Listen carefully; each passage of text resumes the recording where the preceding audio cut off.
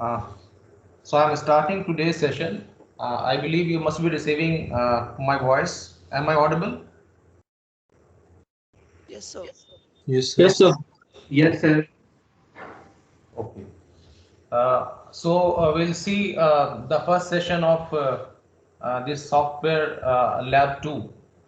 In fact, we have made some previous discussions regarding software lab 2, where we have discussed some fundamentals about Linux. Then I told you there that some basic principles of operating system, like we are having kernel, we are having hardware, and over that hardware we are having kernel, which is the core of operating system, and above kernel we are having shell. So shell is basically an interface between the user and the computer. So basically it is connecting you to the kernel. So this is the shell, and because of shell only we get this prompt on the screen, or because of shell only it is possible that you are getting GUI in case of Windows operating system. So you are having different icons, and behind every icon you are having one command. So without learning the syntax of that command, we can learn that when we are clicking this particular icon, then a particular operation or package is started. So that has made the entire operation very easy. But we are having another alternative in case of operating system for issuance of command, and that is the command mode. So either we'll be having the command interface or we'll be having the GUI. Just Windows may we get GUI, but it is also possible that if you go to command mode of Windows, so there it is possible that you are getting this kind of prompt. So this is the command interface where you have to interact with the operating system by giving some commands. And since commands we are submitting at this point, so that is why we say that this is the command prompt. Okay. In case of Linux, we are having this kind of dollar sign coming on the screen, and that is the command prompt. Okay. So we used to issue the command over here. So what basically we need to understand is, it is the shell which is basically connecting me to the kernel, and basically we issue the command to whom? We are issuing the command at this point. So the command is first submitted to shell, and shell is simply finding out whether this command is correctly spelled or not. Then it is trying to find out which particular machine language routines of kernels are required for execution of this command. So those machine language routines are ultimately executed, and they have the access of hardware. So ultimately we see that whatever command we have entered over here, that command is getting executed over here. ठीक है, तो ये command यहाँ पे आपकी execute हो जाती है हार्डवेयर के ऊपर. So this type of operation we do in case of every operating system, and including the Linux or Unix, सभी के ऊपर हम यही ऑपरेशन करते हैं. और इसमें ही हम लोगों को जो सॉफ्टवेयर टूल्स सॉफ्टवेयर लैब 1 है, उसमें हमें इसी के फंडामेंटल्स पढ़ने थे, और सॉफ्टवेयर लैब 2 जो है उसमें हमें सिस्टम कॉल प्रोग्रामिंग करनी थी. तो basically software lab 1 was meant for understanding the commands, and software lab 2 was basically meant for understanding of the system call programming. और ये सिस्टम कॉल प्रोग्रामिंग जो हम लोग कर रहे हैं वो सी में कर रहे हैं. तो हो सकता है आप में से कुछ लोगों को सी आती हो और कुछ लोगों को सी नहीं आती हो, बट हम बिल्कुल ऐसा मान के चलेंगे कि most of you are not knowing this language. ठीक है, तो पहले तो मैं आपको अपनी स्क्रीन शेयर करके आई विल शो कि हम लोगों ने जो उबंटू में जो काम कर रहे हैं उसमें we are having this kind of screen. I believe everybody of you will be getting this screen जो उबंटू की है, कमांड इंटरफेस है. Are you getting it? Yes, sir. Yes, sir. Yes, sir. तो किसी भी ऑपरेटिंग सिस्टम में जैसे operating system को बेसिकली कहा जाता है कि it is a resource manager. So basically we are managing the resources of computer, and what resources we are having inside computer. We are having this microprocessor, we are having RAM, we are having hard disk, we are having different peripheral devices which are attached with the computer.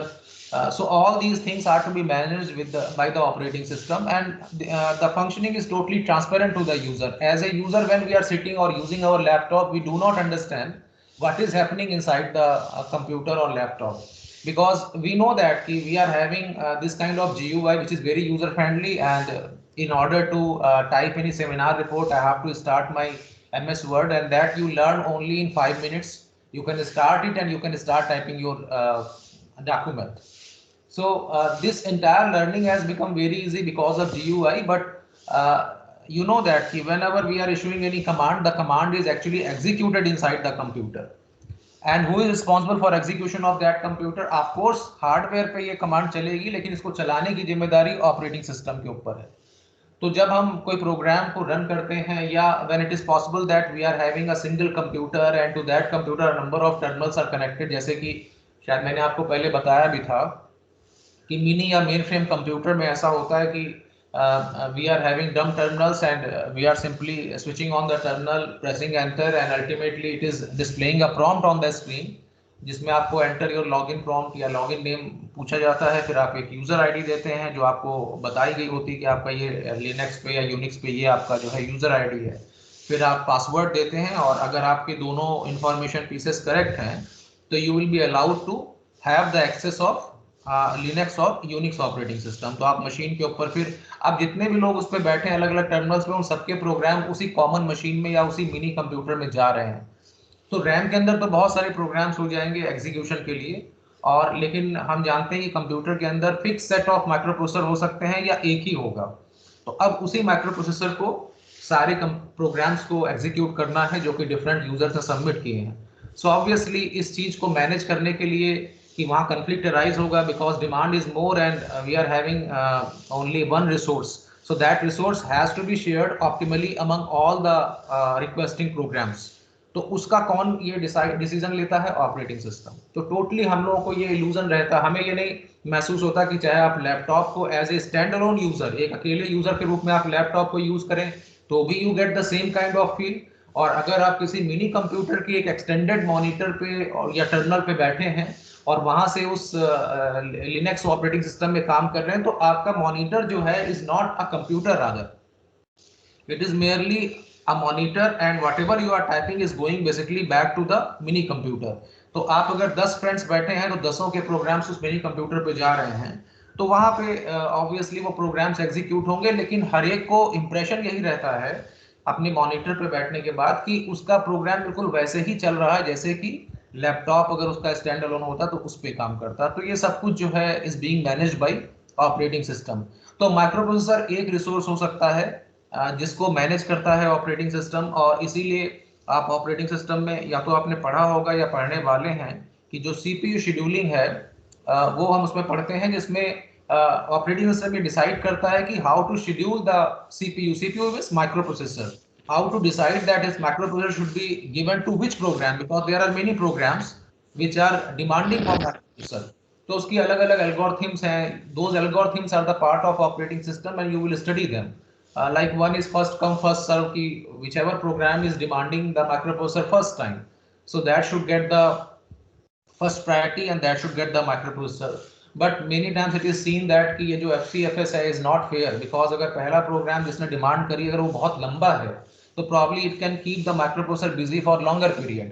So waiting the other programs for execution turn. तो इसलिए ये जो है इसकी अलग अलग algorithms हैं और सबको एनालाइज करके फिर ये फाइनली आता है कि जो round robin time shared operating system होते हैं या जो एल्गोरिथम होती है सीपीयू शेड्यूलिंग की, वो सबसे अच्छी होती है. और राउंड रॉबिन में क्या होता है कि जो माइक्रो प्रोसेसर है वो हर एक प्रोग्राम्स को बारी बारी से मिलता है. तो all the programs they are forming the queue, और उनमें से हर एक प्रोग्राम को बारी बारी से टर्न मिलेगा. अब एक पर्टिकुलर प्रोग्राम जो है माइक्रो प्रोसेसर को बहुत देर इंगेज ना कर सके, तो to be fair for all the programs, उसमें ये होता है कि हर एक प्रोग्राम को for fix amount of time the microprocessor is allocated, and that fix amount of time is referred to as either a time quantum or a time slice. तो जैसे मान लीजिए 5 माइक्रोसेकंड का टाइम क्वांटम है, तो केवल 5 microsecond के लिए एक प्रोग्राम को माइक्रो प्रोसेसर मिलेगा, और उतनी देर में जितना वो एग्जीक्यूट हुआ उसके बाद वो माइक्रो प्रोसेसर सेकंड प्रोग्राम को मिल जाएगा.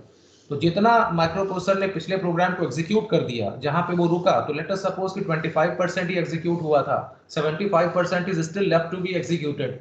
तो उसका स्टेटस जो है प्रिजर्व हो जाता है, and the data structure where this status of that particular program which is normally called a process, उसका स्टेटस जो है वो प्रोसेस कंट्रोल ब्लॉक एक होता है डेटा स्ट्रक्चर, जिसमें ये स्टोर हो जाता है। ये इसलिए स्टोर हो जाता है ताकि जब उस प्रोग्राम का, क्योंकि अभी तो 75% बचा है, तो नेक्स्ट टाइम जब भी उसका टर्न आए तो फिर वो कहाँ पे पहले रुका था और कितना उसका इंटरमीडिएट रिजल्ट जनरेट हुआ था, ये सब माइक्रो प्रोसेसर का जो प्रोसेस का जो प्रोसेस कंट्रोल ब्लॉक है उसमें जो इंफॉर्मेशन है उसके बेसिस पर पता चल जाता है। तो ये इस तरीके से आप पढ़ेंगे कि एक प्रोसेस लाइफ साइकिल होता है जिसमें प्रोसेसेस जो हैं वो वन बाय वन एग्जीक्यूट होते हैं। और प्रोसेस का मतलब होता है कि वही जो रनिंग प्रोग्राम्स हैं, they are referred to as processes, लेकिन इसको हम बाद में और डिटेल में आपको बताएंगे। तो बहरहाल coming back to the actual discussion, जो हम लोग उबंटू या लिनक्स को देख रहे हैं, तो लिनक्स को आप जानते हैं कि जो लाइनस टोरवेल्ड हैं उनका ये रिसर्च का आउटकम था, और वो बेसिकली एक रिसर्च स्कॉलर थे मैथमेटिक्स के, और वो फिनलैंड से हैं। और अगर आप लोग थोड़ा सा पढ़ते हो दाएं बाएं तो आपको मालूम होगा कि जो एजुकेशन में, प्राइमरी एजुकेशन में पूरे संसार में जो सबसे अच्छा माना जाता है वो फिनलैंड का ही मॉडल माना जाता है। और वहाँ का जो हैप्पी इंडेक्स है वो स्वीडन और फिनलैंड, ये बहुत जाने माने कंट्रीज हैं, क्योंकि यहाँ पे किसी आदमी का सुख जो है वो पैसे से नहीं नापा जाता, उसका हैप्पी इंडेक्स होता है कि वो कितना खुश है। तो आप ये मान सकते हैं कि these countries are awesome and they are having very different kind of work culture. और ऐसे ही जगह पे जो है लाइनस टोरवेल्ड वहीं के थे, टेक्निकल यूनिवर्सिटी ऑफ जूरिच से, फिनलैंड से, और उन्होंने ही इसको डेवलप किया था। और क्योंकि ये एक ओपन सोर्स सॉफ्टवेयर है तो इसलिए इसका जो एक लाइसेंसिंग होती, क्योंकि हम लोगों को एक मिथ होता है कि ओपन सोर्स सॉफ्टवेयर है तो इसका मतलब freely we can use. Yes, of course you can use freely, but it is also putting some social binding, और वो बाइंडिंग यही होती है कि आप उसका कोई कमर्शियल यूज नहीं करें। Commercial use in the sense कि अगर आपने लिनक्स का, आपको सोर्स कोड भी अवेलेबल है, लेकिन अगर आपने कोई अपनी ओर से कंट्रीब्यूशन किया और एक नई चीज उसमें, एक नई कमांड, एक नई चीज आपने उसमें अपनी इंट्रोड्यूस कर दी अपनी साइड से, तो वो जो है उसको आप मार्केट में सेल नहीं कर सकते कि जो आपका डेवलपमेंट है, क्योंकि आपको भी फ्रीली मिला था और आपको ये जो डेवलपमेंट है ये कंट्रीब्यूट करना पड़ेगा बैक टू द सोसाइटी। हाँ, अगर आप लिनक्स प्लेटफॉर्म पे if you are working and you are developing some ERP system or developing some package in PHP, तो उसको आप कमर्शलाइज कर सकते हैं, बिकॉज आपका बेस जो है वो ऑपरेटिंग सिस्टम लिनक्स है। लेकिन अगर ऑपरेटिंग सिस्टम को ही मॉडिफाई करेंगे तो उसको आप फिर उस मॉडिफिकेशन को का कोई कमर्शियल एडवांटेज नहीं ले सकते। तो ये ओपन सोर्स सॉफ्टवेयर की एक लाइसेंसिंग होती है जिसमें ये बाइंडिंग होती है आपके ऊपर कि आप इसको कहीं कमर्शलाइज नहीं करेंगे। तो अब इसी वजह से ऐसा होता है कि क्योंकि पूरे संसार में जो स्कैटर्ड जो लोग हैं वो अपना अपना कंट्रीब्यूशन देते हैं, और इसीलिए ऐसा हुआ है कि over the period of time this has emerged as a very rugged operating system, and that is why it is suggested कि आप विंडोज में why to spend money in Windows when we are having a better operating system available to us free of cost, so we can avail that. And we are having almost all kind of facilities which we are having in Windows, and rather it is more secure, और ये ज़्यादा उससे जो है rugged operating system है। तो ये तो एक थोड़ा सा इसका ब्रीफ था। अब अगर उबंटू को इंस्टॉलेशन की बात करें तो हमारे पास इंस्टॉलेशन में बेसिकली ये ऑप्शन रहता है कि you can use VMware work station, जो वर्क स्टेशन प्लेयर होता है VMware का। VMware एक वर्चुअलाइजेशन सॉफ्टवेयर है, और ये आपको क्या सुविधा देता है कि किसी एक फिजिकल मशीन के ऊपर आप मल्टीपल वर्चुअल मशीन्स क्रिएट कर सकते हैं। वर्चुअल का मतलब होता है आभासी, जो जिसका कोई फिजिकल एग्जिस्टेंस ना हो। तो जैसे मान लीजिए मेरा लैपटॉप है और उसमें मैंने एक लेजिटमेट वर्जन विंडोज 10 का खरीद रखा है, प्री लोडेड है, और मुझे जो है उसमें लिनक्स में काम करना है, और सपोज माय ब्रदर इज और my father is accustomed of using very old version of Windows, में भी विंडोज XP से वो ज़्यादा कंफर्टेबल है। तो अब आपके फादर की रिक्वायरमेंट अगर विंडोज XP की है और आपकी लिनक्स की है, और आपके पास लैपटॉप जो है वो विंडोज 10 का है, तो ऑब्वियसली आप ये चाहेंगे कि इसमें लिनक्स की फैसिलिटी भी आ जाए और उसमें विंडोज XP भी आ जाए। तो आप क्या कर सकते हैं कि अपनी फिजिकल मशीन को उससे दो वर्चुअल मशीन और क्रिएट कर सकते हैं। और वो वर्चुअल मशीन क्या होंगी, वो एक्चुअली होस्ट जो आपका लैपटॉप है उसी के ऊपर दो वर्चुअल मशीन क्रिएट हो जाएंगी। एक का ऑपरेटिंग सिस्टम लिनक्स हो जाएगा और एक का ऑपरेटिंग सिस्टम जो है वो विंडोज XP हो जाएगा। तो whenever your father is willing to work on your laptop, he has to just use that virtual machine। वो आपके लैपटॉप के ऊपर समझ लीजिए एक और लैपटॉप बन गया, और वो जो है बूटेड विद विंडोज XP है। तो उसमें वो विंडोज एक्सपी में काम करेंगे, and when he is shutting down that virtual machine, so you are coming back to your original physical machine which is again your laptop booted with Windows 10। तो ऐसे जैसे ये मेरा लैपटॉप है, इसमें विंडोज 10 है, लेकिन हमने इस पे VMware को इंस्टॉल किया क्योंकि वो वर्चुअलाइजेशन सॉफ्टवेयर है जो हेल्प करता है to create virtual machines from a single physical host. तो फिजिकल एक मशीन से आपके 2 या 3 या उससे ज़्यादा वर्चुअल मशीन बन सकती हैं। ये डिपेंड करता है कि how much resource you are having in your laptop. उसकी रैम सफिशिएंट होनी चाहिए, क्योंकि जब भी आप कोई वर्चुअल मशीन क्रिएट करते हैं तो वो आपके एग्जिस्टिंग रिसोर्स में से, आपके एग्जिस्टिंग फिजिकल लैपटॉप से ही उसको जो है दिया जाता है स्पेस। जैसे मान लीजिए हमारे लैपटॉप में 4 GB रैम है, तो मैं एक वर्चुअल मशीन क्रिएट करता हूँ, उसको 1 GB रैम दे देता हूँ, और वो वर्चुअल मशीन में ऑपरेटिंग सिस्टम लिनक्स है। एक और वर्चुअल मशीन क्रिएट करता हूँ, उसको हम 1 GB दे देते हैं, उसमें विंडोज एक्सपी चलता है। तो आप इस तरीके से जब रिसोर्सेज को शेयर करते हैं तो आपके ओरिजिनल रिसोर्स जो हैं वो कम होते हैं, क्योंकि आपने उससे 2 वर्चुअल मशीन और क्रिएट कर दी। तो इसीलिए अब माना जाता है कि जो वर्चुअल मशीन हम क्रिएट करते हैं वो उन्हीं मशीन पे क्रिएट करते हैं जहां पे उसके पास सफिशिएंट रिसोर्सेज हों। जैसे मेरे लैपटॉप में if I am having 4 GB of RAM, so it's possible that I can create a virtual machine with 1 GB of RAM, और वो उसको क्रिएट करने के लिए I have to make use of VMware software. तो उसके लिए आपको VMware जो है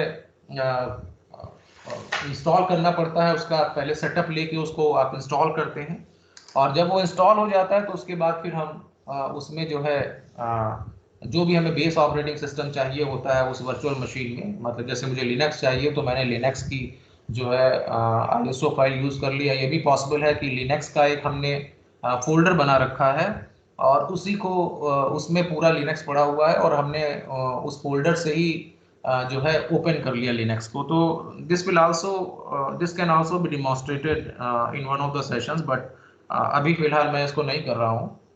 अभी केवल मैं आपको ये बता रहा हूँ कि हमें प्रोग्राम्स लिखने कैसे हैं।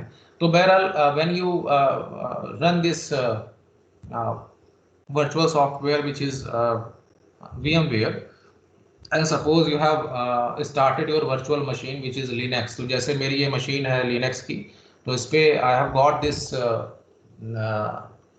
this machine opened on my laptop, जबकि मेरा बेस जो लैपटॉप है उस पे तो जो ऑपरेटिंग सिस्टम है वो विंडोज़ का है।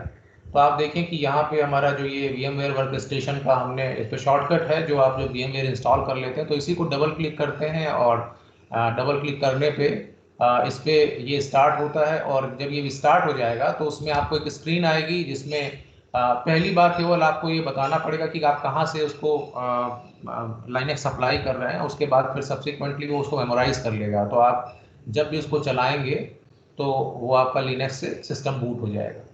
तो इसमें कुछ कमांड्स हैं जो शायद आपने पहले पढ़ी हो, जैसे वन कमांड इज mkdir, जो हम डायरेक्टरी क्रिएट करते हैं जिससे, तो like it is mkdir। Suppose if I am creating a directory with the name से R1 और R2 और R3, तो हम बेसिकली क्या कर रहे हैं कि 3 डायरेक्टरी एक साथ क्रिएट कर रहे हैं। ये एक ऐसी पावर है which we do not get in case of Windows, क्योंकि वहाँ पे अगर आप कमांड, या तो आप फोल्डर क्रिएट करेंगे, आप जानते हैं कि राइट क्लिक करके वहाँ पे न्यू का ऑप्शन आता है और उससे आप फोल्डर चूज कर लेते हैं। ये तो एक यूजर फ्रेंडली वे हो गया when you are making use of GUI। दूसरा क्या होता है कि जब आप कमांड मोड में चले जाते हैं विंडोज़ के, तो वहाँ पे you get C:\,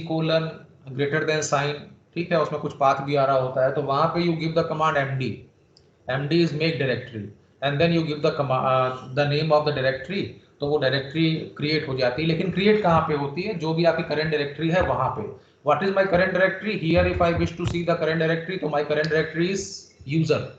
the complete path is /home/user।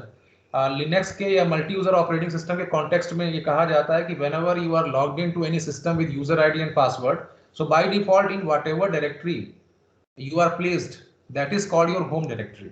Like in my case, since when I am by default starting, and if you are also installing Ubuntu, अगर आपने इंस्टॉल किया हो तो by default हम यूजर नाम से ही उसके अंदर जो है टर्मिनल स्टार्ट करते हैं, और उसमें अगर आप pwd करते हैं, मतलब प्रिंट वर्किंग डायरेक्टरी, तो आपको यहाँ पे कंप्लीट पाथ मिल जाता है /home/user। तो right now I am inside user सब डायरेक्टरी।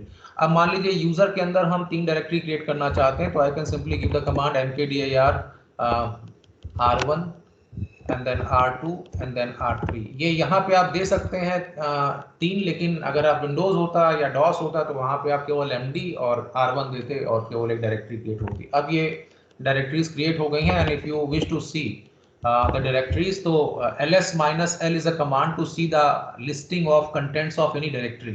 तो मेरी करंट डायरेक्टरी क्या है /home/user।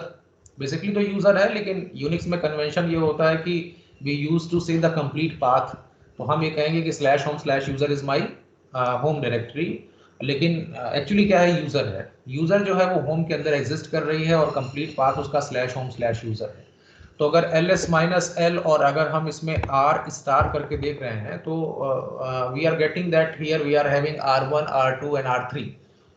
ये हमारी डायरेक्टरीज हैं, और इसके अलावा ये जो ऊपर आया है रो f1 और रो f2 ये फाइल्स हैं, ठीक है।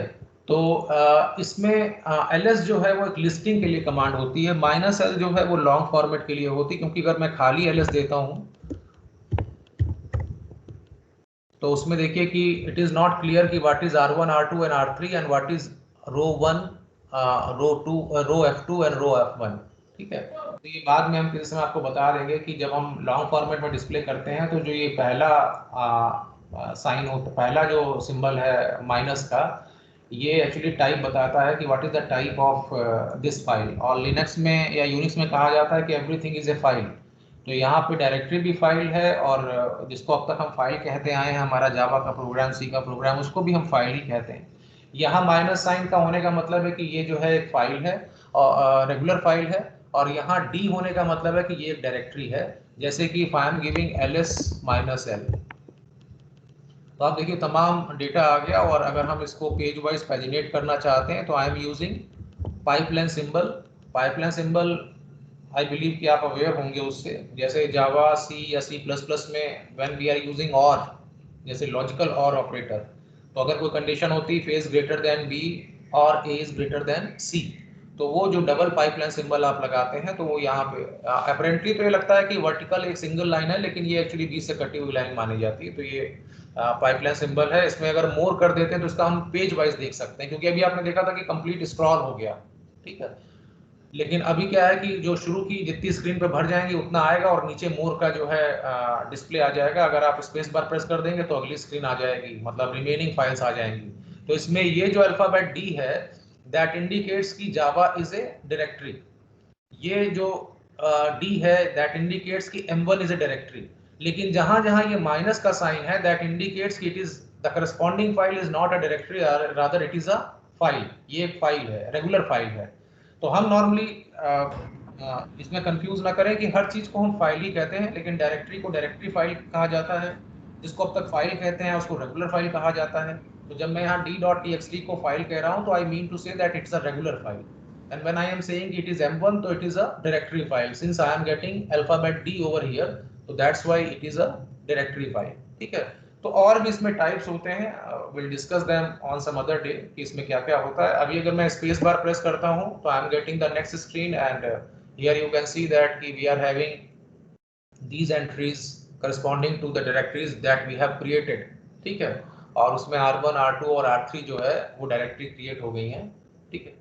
और जो बाकी की डिटेल्स हैं उसमें केवल आपको इतना भी फिलहाल बता देता हूँ कि क्योंकि जो ओनर है, जो यूजर है, जैसे मैंने कहा कि मैं जब बाय डिफॉल्ट प्लेस हुआ तो इसमें एज ए यूजर मैं लॉगिन हुआ, मतलब लॉगिन उसने पूछा नहीं, लेकिन बाय डिफॉल्ट वो देता ही आपको लॉगिन जो है वो यूजर वाला है उबंटू में। तो आप जब यहाँ यूजर पे हैं तो ये ओनर है, और ये वाला यूजर जो है ग्रुप है। तो अभी फिलहाल आप छोड़ दें इसको कि ये ओनर क्या है या यूजर क्या है, ग्रुप क्या है, हम इसको आपको फिर से एक्सप्लेन कर देंगे किसी समय। तो the command to clear the screen is CLEAR, that is clear. और इसको हम फिर से एक बार I am bringing it to exclusive mode so that it is better visible. तो क्लियर से हम इसको कर सकते हैं। gedit is actually editor. आप जानते हैं कि whenever we write any program, तो हर एक प्रोग्रामिंग लैंग्वेज में 3 स्टेजेस होती हैं। पहला होता है प्रोग्राम राइटिंग, दूसरा होता है प्रोग्राम का ट्रांसलेशन, और तीसरा होता है प्रोग्राम का एग्जीक्यूशन। तो अगर मैं इसको I think I should make use of this slide just to explain you कि इसमें एक तो पहला होता है किसी प्रोग्राम में प्रोग्राम राइटिंग, तो चाहे वो किसी भी लैंग्वेज का प्रोग्राम हो, तो ये पहली स्टेज है। दूसरा है ट्रांसलेशन और तीसरा है एग्जीक्यूशन, ये तीसरी स्टेज है।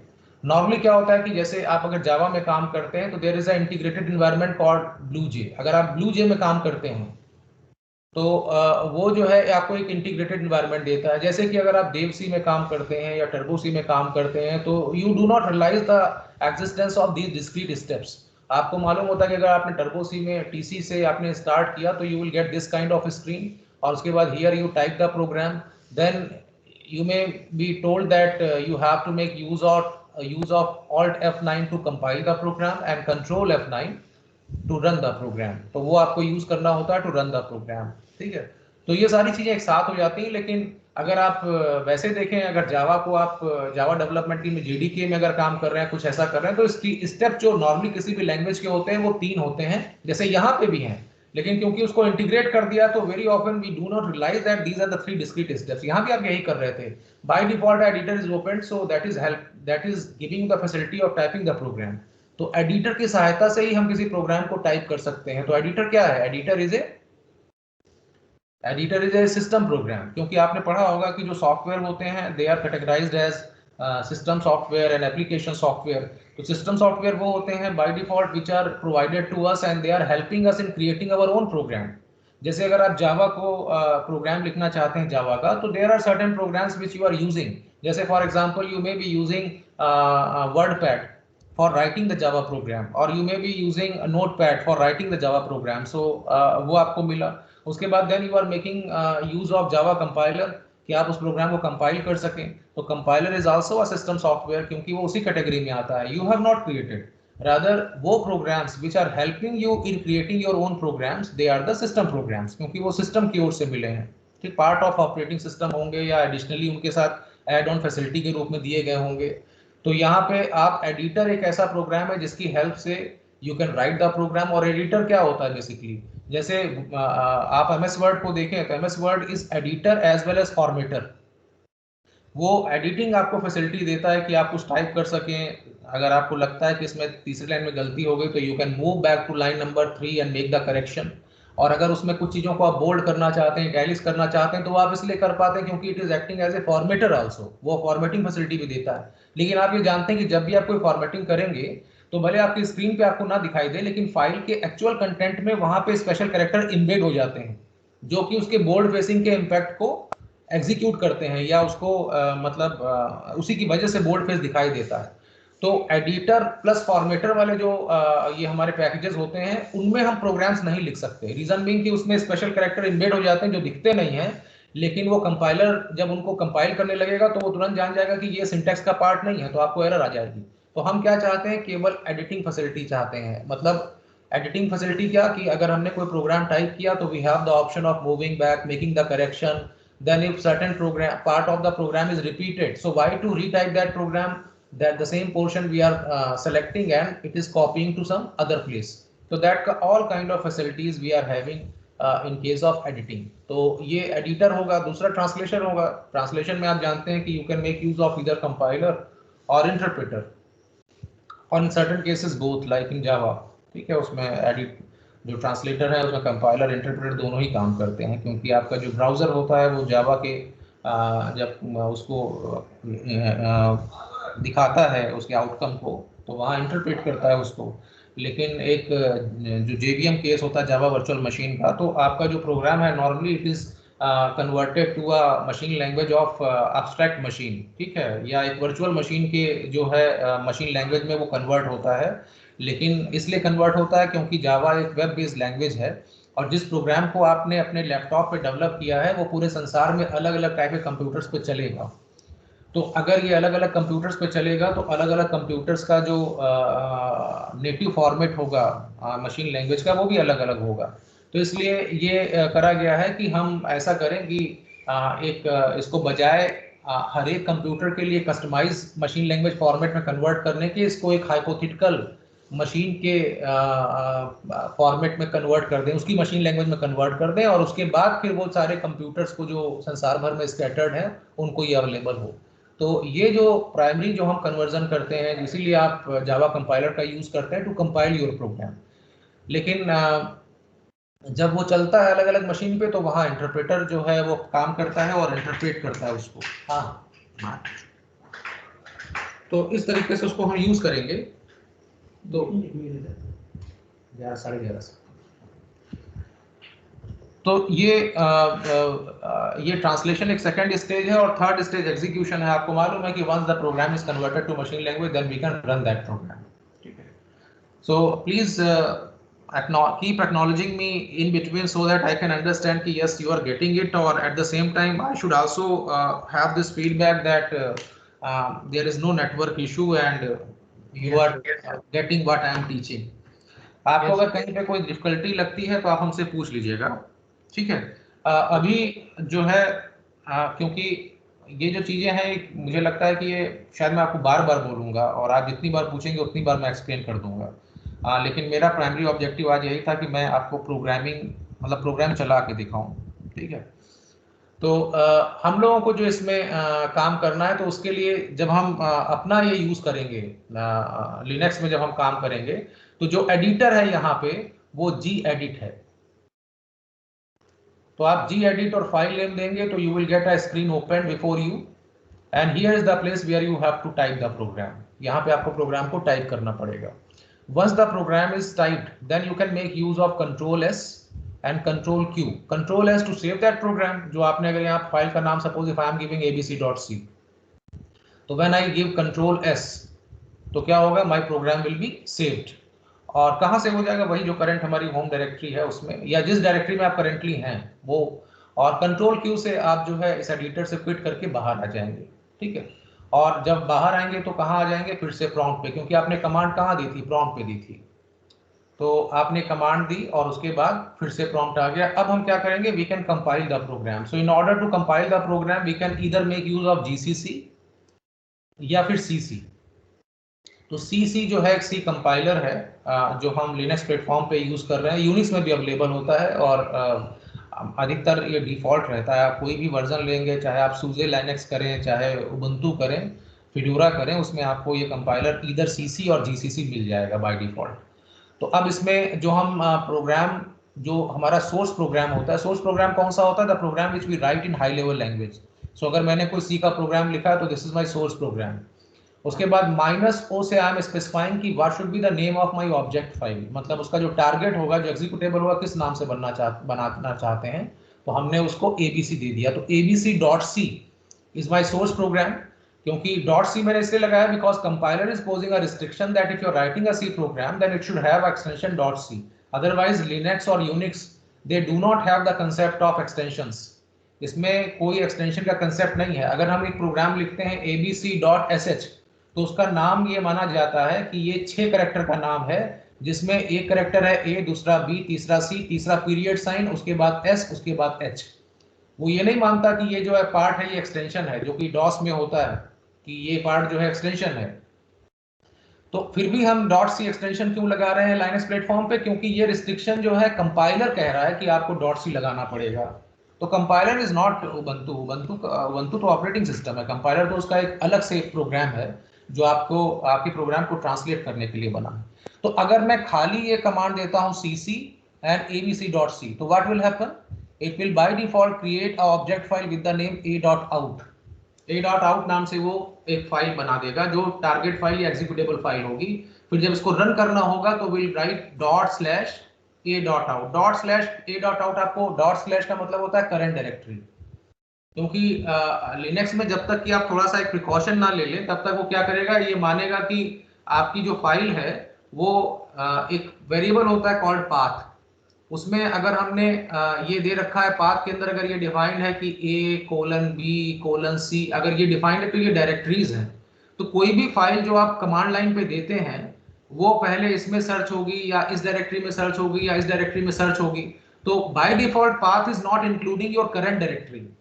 तो करंट डायरेक्टरी उसमें इंक्लूडेड नहीं है, इसलिए आप जब यहाँ पे करेंगे और खाली a.out दे दें तो आपका ये प्रोग्राम नहीं चलेगा, ये बैड फाइल आ जाएगा, फाइल नॉट फाउंड मैसेज आ जाएगा। Why? Because operating system is unable to search this file, जबकि फाइल जो है करंट डायरेक्टरी में है, इसी डायरेक्टरी के अंदर है जो हमारी करंट डायरेक्टरी है। तो हमें क्या करना पड़ता है? We have to write the complete path. तो what we are doing when we write dot, dot is always referring to the current directory.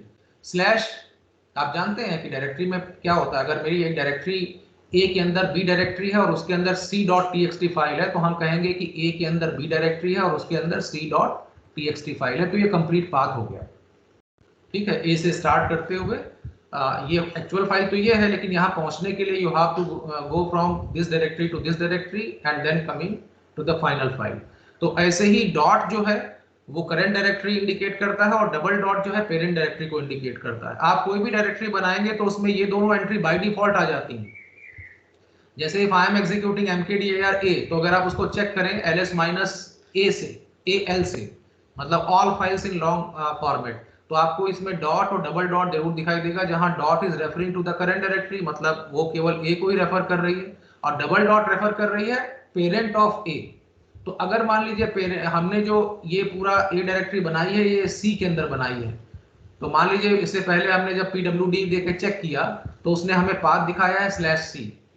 तो अभी हम यहाँ पे जब ये दे रहे हैं कोई फाइल का नाम अगर दे रहे हैं, जैसे मान लीजिए मैंने कमांड दी कैट और उसके बाद दिया कि a/b/c.txt, तो इसका मतलब है करंट डायरेक्टरी के अंदर a है, a में जाके b है, b के अंदर ये फाइल है।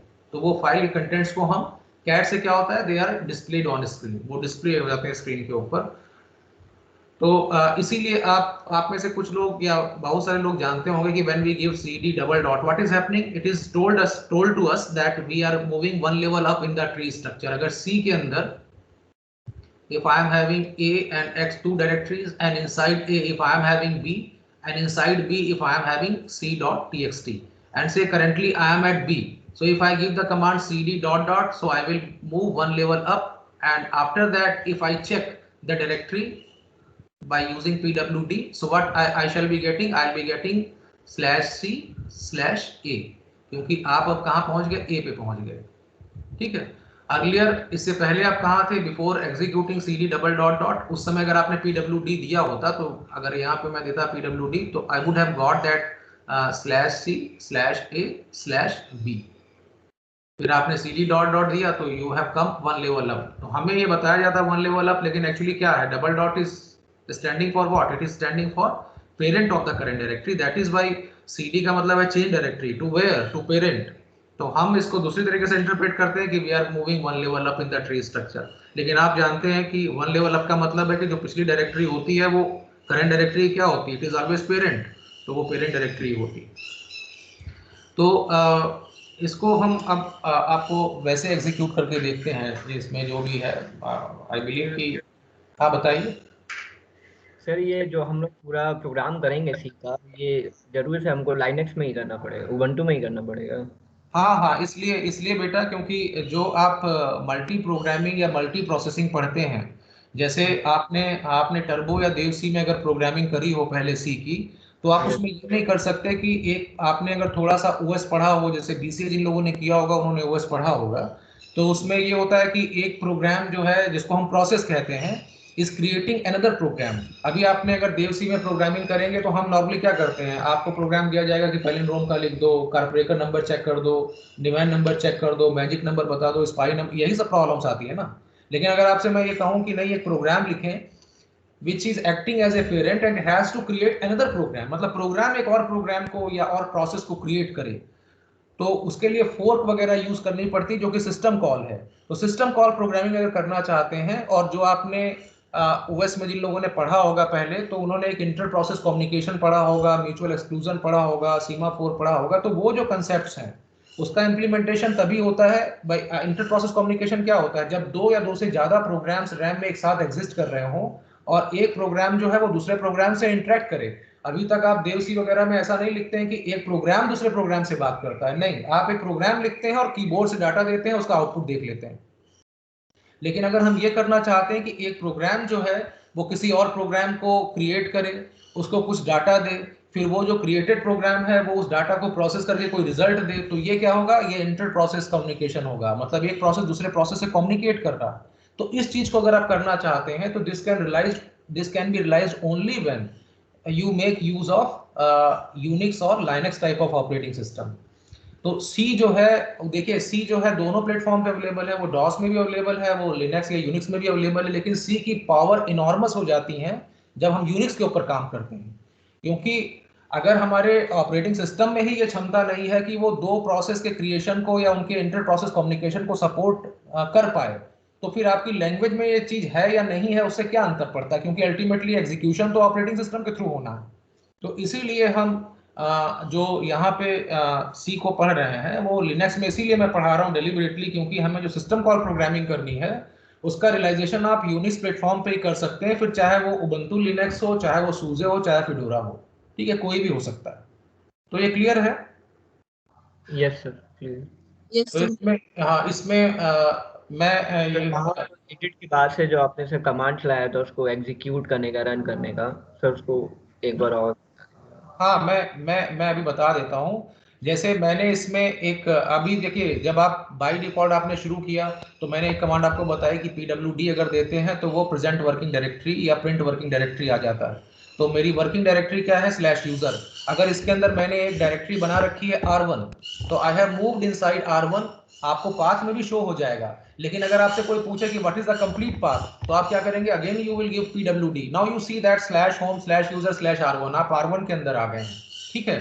इससे ऊपर जाना है तो आपने अच्छा यहाँ पे if you are giving the command ls-al, तो आप देखिए यहाँ पे दो एंट्रीज है जो मैंने अभी आपको बताई कि एक सिंगल डॉट के साथ और एक डबल डॉट के साथ, और ये दोनों एंट्रीज क्या है, डायरेक्टरीज की हैं। डबल डॉट क्या इंडिकेट करता है, पेरेंट ऑफ विच, r1 का पेरेंट। और हु इज r1 का पेरेंट, इट इज यूजर, क्योंकि आप यहाँ पे देखें तो यूजर के अंदर आपने r1 को बनाया है, तो r1 का पेरेंट कौन है, यूजर है, क्योंकि वो पेरेंट डायरेक्टरी है, आप उसके अंदर आपने डायरेक्टरी क्रिएट करी है। लेकिन डॉट किसको रेफर कर रहा है, it is referring to the current directory, तो वो ये क्या है, r1। तो अभी मैं जो आपको एग्जीक्यूशन प्रोग्राम का बता रहा था, तो मैं बार बार कह रहा था you have to write dot slash, ठीक है, वो इसलिए लिखना पड़ रहा है क्योंकि there is a variable called path, जो ऑपरेटिंग सिस्टम को ये बताता है कि जब आप कोई कमांड लाइन पे देते हैं तो वो कहाँ सर्च होनी चाहिए, वो फाइल कहाँ सर्च होनी चाहिए। जैसे अगर if I am giving the I am displaying the content of path, ये जो इसमें जो इस पाथ को हम कहते हैं this is the environment variable, क्योंकि या सिस्टम वेरिएबल भी इसको कहते हैं, क्योंकि इसकी जो वैल्यूज है वो हम और आप नहीं डिसाइड कर रहे हैं, इसकी वैल्यूज जो है वो सिस्टम की तरफ से है, ठीक है। तो ये जो है इसको हम सिस्टम वेरिएबल भी कहते हैं या एनवायरनमेंट, क्योंकि आपके एनवायरनमेंट को ये सेट करता है। तो अगर इसमें इसको अगर हम एज ए वेरिएबल ट्रीट करना चाहते हैं तो यूनिक्स में या लिनक्स में किसी भी वेरिएबल के अंदर अगर आपने कोई वैल्यू स्टोर कर रखी तो उसके पहले $साइन लगाना पड़ेगा। जैसे कि आपको मैं बताऊं कि अगर मैंने a = 5 लिखा तो a वेरिएबल को 5 असाइन हो गया। अपेरेंटली देखने में कुछ नहीं हुआ क्योंकि आपने a = 5 दिया, एंटर प्रेस किया, फिर से $, आ गया। लेकिन अगर आप यहाँ पे इको और $a कर दें तो that means you are willing to print the value of a on screen. तो अगर आप खाली इको a कर देंगे तो अल्फाबेट a प्रिंट हो जाएगा, लेकिन अगर आप a के पहले $, लगा देंगे तो इसका मतलब है कि वैल्यू स्टोर्ड इनसाइड a, और echo is similar to print command, या जो राइट जो आपका राइट एलन होता है सिस्टम डॉट जो जावा वाला, उसको आप समझे तो उसकी तरीके समझ लीजिए। सी पढ़े हो तो प्रिंटफ हो सकता है, अगर C++ का सिंटेक्स जानते हो तो सी आउट हो सकता है। तो इको $a से we are getting the value 5 on screen. तो ए क्या है, हाँ बताइए। डॉलर लगाएंगे तो उसकी वैल्यू पुट करेगा, वैसे $, नहीं लगाएंगे तो सिर्फ a प्रिंट होगा। तो सिर्फ वो एक ऑर्डनरी अल्फाबेट बन जाएगा, मतलब एक ऑर्डनरी जो है वो करेक्टर सीक्वेंस होगा जो एज इट इज प्रिंट हो जाएगा। लेकिन अगर आप उसके पीछे $, लगा देते हैं तो फिर वो वेरिएबल ट्रीट होगा और जो वैल्यू उसके अंदर स्टोर्ड है वो प्रिंट हो जाएगी। तो यहाँ पे ऐसा ये वेरिएबल तो जैसे a = 5 ये मैंने दिया तो ये यूजर डिफाइंड वेरिएबल्स हैं, ठीक है। अगर आपने अनफॉर्चुनेट था कि लास्ट सेमेस्टर में I have not taught you because of my business in the discharging the responsibilities of HOD, लेकिन मुझे लगता है मुझे शायद पढ़ाना चाहिए था क्योंकि शायद तब मैं कुछ ज़्यादा अच्छे से यहाँ ले आता, लेकिन वो पार्ट मिसिंग हो गया। But anyways will try to compensate and from my side there is no hitch. I mean, as long as you are ready to study, I am ready to teach, whether it is data structure, whether it's operating system or Linux. but ये नहीं हो सकता कि सारे subject हम ही पढ़ा दें, लेकिन आपको जहां जहां प्रॉब्लम है वहां मुझे लगता है कि आई कैन गाइड। और आपकी प्रॉब्लम के रिहर्सल के लिए वैसे भी मैंने बात की है, एंड जावा का जैसे आई हैव रिक्वेस्टेड आरकेडी साहब to take your Java classes, तो वो स्पेशल क्लासेस कुछ आपके एडिशनल लेंगे, और जो आपके ले रहे हैं उनको भी हमने फीडबैक कम्युनिकेट किया है that they have to take care while teaching the classes, क्योंकि मेरे हिसाब से चाहे डेटा स्ट्रक्चर हो, चाहे कोई लैंग्वेज हो, चाहे ऑपरेटिंग सिस्टम हो, without practical there is nothing, क्योंकि आप प्रैक्टिकल से ही रिलेट कर पाते हैं कि वो क्या है। तो इसलिए जावा का बेटर टीचिंग यही है कि I should show you the execution of any program. Similar is the case of data structure, without programming तो डेटा स्ट्रक्चर इज नथिंग। तो यहाँ पे इको डॉलर ए जो है यूजर डिफाइंड वेरिएबल है, लेकिन ऐसे ही मैं आपको बता रहा हूँ कि कुछ पहले से प्री डिफाइंड वेरिएबल्स होते हैं जो आप नहीं करते हैं, वो पहले से उनकी वैल्यूज असाइन होती है, उनको हम एनवायरमेंट वेरिएबल्स कहते हैं, because they are setting your environment. जैसे one of the variable is home, जो आपकी होम डायरेक्टरी को बताता है। आप करेंटली R1 के अंदर हैं, लेकिन आपका होम क्या है? आपका होम तो है /home/user।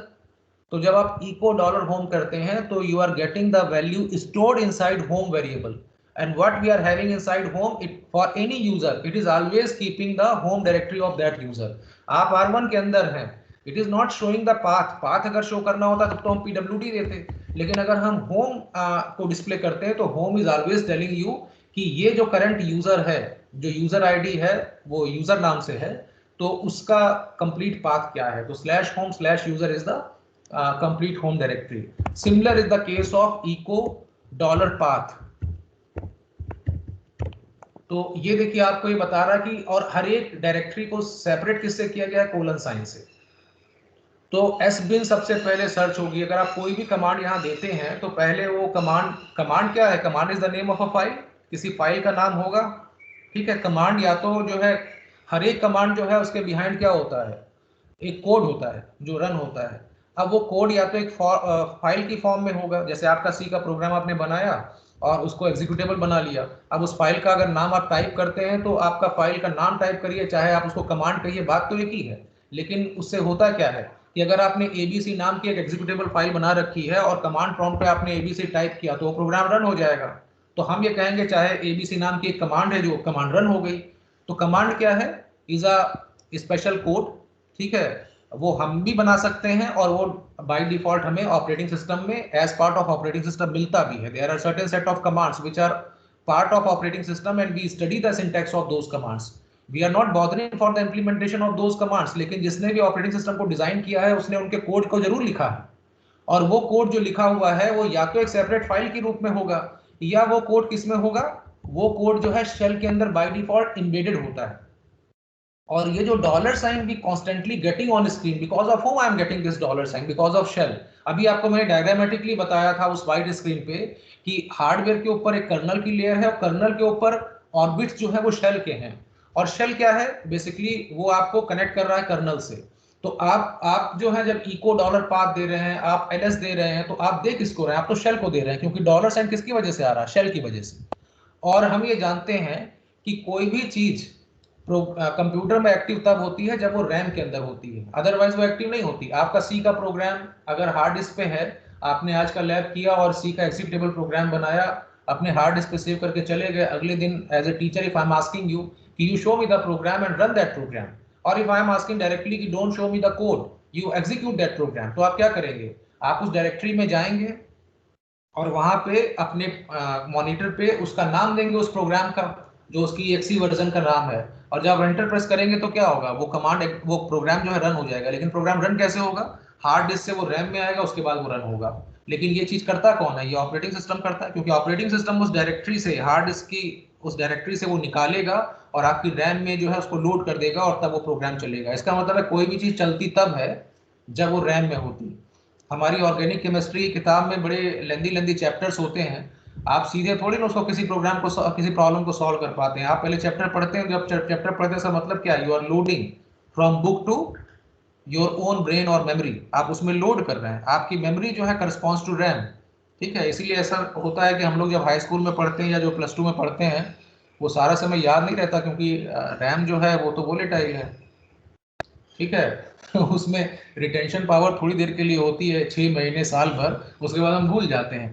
तो याद क्या रहता है, जिस चीज को आपने बहुत ज्यादा फंडामेंटल्स में पढ़ा हो वो मेमोराइज हो जाता है। ठीक है, वो ऑलमोस्ट परमानेंट हो जाता है। तो आप इसको ऐसे समझे कंप्यूटर में। तो इसका और मैं ये कह रहा हूं कि अगर सिस्टम बूटेड है और आपको GUI मिल रहा है या आपको कमांड इंटरफेस मिल रहा है, तो किसकी वजह से मिल रहा है? शेल की वजह से। तो इसका मतलब शेल तो आपका रैम में परमानेंटली चला हुआ है। तो जब हम सिस्टम को बूट करते हैं, इसका मतलब shell is also loaded in the RAM, and that is why you are getting dollar prompt, that is why your computer is functional, क्योंकि आपका प्राइमरी इंटरेक्शन हो किससे रहा? शेल से। अगर शेल ना हो तो आप कर्नल से बात ही नहीं कर सकते। तो ये जो डॉलर साइन आ रहा है मुझे बिकॉज ऑफ शेल आ रहा है। तो अब अगर मैं यहाँ पे ये कहता हूँ कि अगर मैं कोई यहाँ एक फाइल का नाम देता हूँ या कोई कमांड देता हूँ, तो उस कमांड का एक कोड होना चाहिए, या तो वो एक सेपरेट फाइल के रूप में R1 के अंदर एग्जिस्ट करता हो या किसी और डायरेक्टरी में एग्जिस्ट करता हो, और या फिर वो शेल के अंदर इम्बेडेड होगा। अगर वो शेल के अंदर इम्बेडेड होगा तब तो उसको अलग से लोड करने की रैम में जरूरत नहीं है। तो ऐसे कमांड्स को हम कहते हैं they are the internal commands. Why they are called internal? Because their code is internal to shell, and shell is all the time existing in the RAM, क्योंकि if we are saying that system is booted, इसका मतलब है shell तो RAM में है ही है, तो वो कमांड जो है उनके कोड RAM में है। तो there is no need to bring that code from hard disk and load it to RAM by the operating system, उसकी जरूरत नहीं पड़ती, क्योंकि वो उसका कोड जो है embedded है shell के अंदर। since that code is internal to shell, तो that is why that command is termed as internal command. आपको कभी कभी ये पढ़ाया जाता है कि डॉस की 5 इंटरनल बताओ, 5 एक्सटर्नल बताओ। तो 5 इंटरनल तो वो होंगी जो डॉस के शेल के अंदर इम्बेडेड होंगी, उनका सेपरेट कोड नहीं होगा। अगर आपसे 5 एक्सटर्नल कहता तो ये वो होंगी जो जिनका कोड शेल के अंदर नहीं है, वो सेपरेट फाइल के रूप में ऑपरेटिंग सिस्टम का पार्ट होंगी, जैसे कि फॉर्मेट कमांड, जैसे कि डेल्ट्री कमांड, जैसे कि एक्स कॉपी कमांड। तो ये एक्सटर्नल कमांड्स हैं क्योंकि इनका कोड जो है शेल के अंदर नहीं है। तो अभी अगर मैं यहाँ पे कोई भी कमांड यहाँ टाइप करता हूँ, तो कमांड में भी इंटरनल और कमांड में भी external. If it is internal तो शेल को ये पहले से ही मालूम है इसका कोड, क्योंकि वो शेल का ही पार्ट है और रैम में है। अगर ये एक्सटर्नल है तो ये सर्च होगी, इसकी करस्पॉन्डिंग फाइल सर्च होगी। कहाँ कहाँ होगी? वो कौन सप्लाई करता है? पाथ बताता है। तो जैसे इस डायरेक्टरी में सर्च होगी, इस डायरेक्टरी में सर्च होगी, इस डायरेक्टरी में सर्च होगी, इन सब डायरेक्टरी से बारी बारी से सर्च होगी। ठीक है, और उसके बाद ही आप इसको जो है, अच्छा मैंने यहाँ पे क्या किया था, क्योंकि मैं इसी लैपटॉप से आपके सेकेंड ईयर के सीनियर्स को पढ़ाता हूँ, तो मैंने इसमें ये डॉट स्लैश बाद में ऐड कर दिया था। ओरिजिनली अगर आप अपने टर्मिनल पे अगर पाथ को देखेंगे तो उसमें डॉट स्लैश नहीं होगा, मैंने इसको ऐड कर दिया। कैसे ऐड किया है will discuss on some other day, क्योंकि एक दिन के लिए शायद ओवरडोज होगी। लेकिन आप यहाँ पे समझें कि डॉट स्लैश अगर इंक्लूडेड है, इसका मतलब कोई भी मैं यहाँ पे अगर फाइल दूंगा, अगर मेरी करंट डायरेक्टरी में है तो I don't need to write dot slash. But अगर आप अपने टर्मिनल पे कर रहे होंगे तो you have to include dot slash, otherwise वो प्रोग्राम नहीं चलेगा। ठीक है, तो अब ये क्लियर है कि जब हम कोई प्रोग्राम का नाम या कमांड का नाम यहाँ टाइप करते हैं तो कमांड का करस्पॉन्डिंग फाइल या वो कमांड कहाँ कहाँ सर्च होती है? इस डायरेक्टरी में सर्च होती है, इस डायरेक्टरी में सर्च होती है, इस डायरेक्टरी में सर्च होती है। And all these directories they are separated by colon sign, और कंप्लीट पाथ जो है वो ये है किसी भी डायरेक्टरी का। तो ये सारे जो पाथ हैं they are search one by one, और तब इससे जो है वो कंक्लूजन होगा कि ये कमांड जो है उसके अंदर है या नहीं है। ठीक है, और अगर मैं डॉट स्लैश ला के देता हूं तो इसका मतलब है मुझे मालूम है कि इन सारी सर्च में वो फेल होगा, तो उसके बाद क्या करे? करंट डायरेक्टरी को सर्च करे, क्योंकि मैं पहले से ही पाथ बता दे रहा हूं कि इसके अंदर है। ठीक है, तो करंट डायरेक्टरी के अंदर ही उसको सर्च करके उसको रन कर देगा, बल्कि यहाँ जाएगा ही नहीं क्योंकि डॉट स्लैश यहाँ पे है।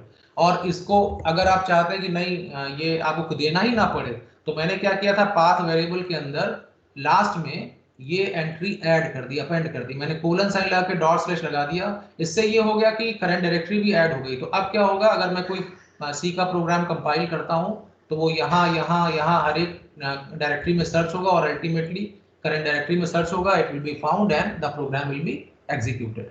तो is it clear? Yes sir. तो ये आपको क्लियर है ना कि यूजर वेरिएबल्स और सिस्टम वेरिएबल, जिनको हम एनवायरनमेंट वेरिएबल्स भी कहते हैं, उनमें डिफरेंस क्या है? यूजर वेरिएबल मतलब जिन वेरिएबल्स को हम और आप यूज करेंगे अपने पर्पस के लिए। जैसे अगर मैं शेल प्रोग्रामिंग आपको बताता या कराता तो उसमें ये यूजर वेरिएबल्स का काम था। और जो वेरिएबल्स बाय डिफॉल्ट हमें इन्वायरमेंट के लिए पहले से उनकी प्री डिसाइडेड वैल्यूज हैं, of course you can modify, जैसे पाथ को मैंने मॉडिफाई किया, उसमें अपेंड कर दिया डॉट स्लैश को भी, तो उन्हें हम क्या कहेंगे, they are the environment variables. अब मैं इसमें cd डॉट डॉट देके I am coming one level up, आप इसको वन लेवल अप कहें चाहे cd डबल डॉट से। अब आप क्या कहेंगे, change directory to parent, and who is parent of r1, it is the slash user. तो स्लैश होम स्लैश यूजर जो है r1 का पेरेंट है, कि वो उसके अंदर एग्जिस्ट कर रही थी। तो मैं इसमें I believe I have created one directory where I am keeping all the C programmes.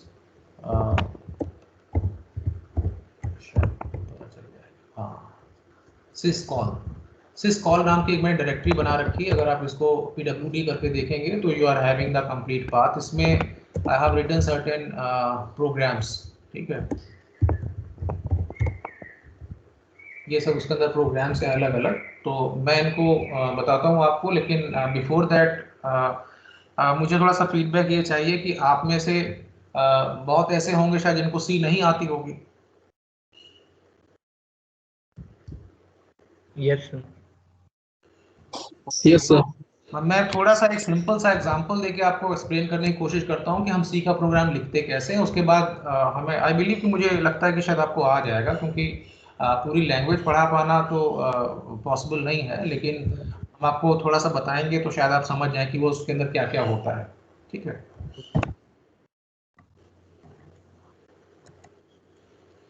ये एक सैम्पल सी प्रोग्राम मैंने लिखा हुआ है। कोई भी जो सी का प्रोग्राम हम लोग लिखते हैं उसके दो पार्ट होते हैं। एक तो उसमें हेडर फाइल इंक्लूड करी जाती है। हेडर फाइल क्या होती है, that I discuss on some other day, क्योंकि एकदम से बताएंगे तो शायद बहुत मुश्किल होगा। तो एक तो उसके अंदर हेडर फाइल लिखते हैं, दूसरा उसके अंदर क्या होता है, एक मेन फंक्शन होता है जिसकी एक बॉडी होती है। और ये बॉडी का मतलब क्या है कि उसका एक पूरा कोडिंग सीक्वेंस होगा। जैसे आप अभी अगर आप जावा पढ़ रहे हैं तो जावा में भी तो यही होता है कि मेन के अंदर जो है आप करली ब्रैकेट लगा के एक पूरा लॉजिक यूज करते हुए उसका सिंटैक्स लिखते हैं, ठीक है, तो वो बॉडी हो जाती है उसकी फंक्शन की। तो यहाँ पे मेन एक फंक्शन होगा और करली ब्रैकेट के अंदर उसकी बॉडी होगी। तो इसको करस्पॉन्डिंगली अगर देखें तो ये जो स्टेटमेंट है हैश इंक्लूड stdio.h, ये एक हेडर फाइल है। और आप थंब रूल में बना लीजिए कि जब भी आपको कोई प्रोग्राम लिखना हो तो आपको ये हेडर फाइल जरूर इंक्लूड करनी पड़ेगी, stdio.h। stdio stands for standard input output और .h स्टैंड्स फॉर हेडर। तो आप क्योंकि कोई भी प्रोग्राम लिखते हैं तो नॉर्मली हम प्रोग्राम में करते क्या है, वी आर टेकिंग सम की input from the keyboard and the generated result we are showing on the screen. So keyboard is the input device and generated result is shown on the screen, तो screen is the output device। तो इन devices के लिए कुछ statements होते हैं, जैसे कि keyboard से डाटा लेने के लिए यहाँ पे एक स्टेटमेंट है विच इज कॉल्ड स्कैनफ, ठीक है। तो ये एक इनपुट स्टेटमेंट है। और वैल्यू को प्रिंट करने के लिए यहाँ पे एक है प्रिंटफ। प्रिंटफ से क्या करेंगे, जो कुछ भी हम यहाँ दे रहे हैं that will be printed on monitor. तो ये क्या है, this is a output statement. तो जब भी हम कोई प्रोग्राम लिखते हैं जिसमें इनपुट आउटपुट टाइप के स्टेटमेंट्स को हम इंक्लूड कर रहे हो तो we must include a file called stdio.h। तो कंप्लीट सिंटैक्स क्या होता है, hash include then with in lesser than and greater than sign stdio.h। ये मैंने हेडर फाइल इंक्लूड करी। हेडर फाइल जो है एक ही फाइल नहीं होगी, इसमें और भी फाइल्स धीमे धीमे आती जाएंगी, क्योंकि इन हेडर फाइल्स के अंदर ये नरेटेड होता है कि ये जो इनपुट स्टेटमेंट है इसका सिंटैक्स क्या है। तो वो सिंटैक्स कहाँ लिखा होगा, इस हेडर फाइल के अंदर, ठीक है। तो जब हम इस प्रोग्राम को कंपाइल करते हैं तो कंपाइलर इसको पहले पढ़ डालता है stdio.h को, और उसके बेसिस पे ही वो ये चेक करता है कि स्कैनफ सही आपने यूज किया है कि नहीं यूज किया है, प्रिंटफ सही आपने यूज किया है कि नहीं यूज किया है। तो जब तक का हम ऐसे स्टेटमेंट, क्योंकि अच्छा एक ही हेडर फाइल के अंदर सारे फंक्शंस के सिंटैक्स तो हो नहीं सकते कि स्कैनफ भी है, प्रिंटफ भी है, strlen भी है, strcat भी है, सारे फंक्शंस उसके अंदर नहीं हो सकते।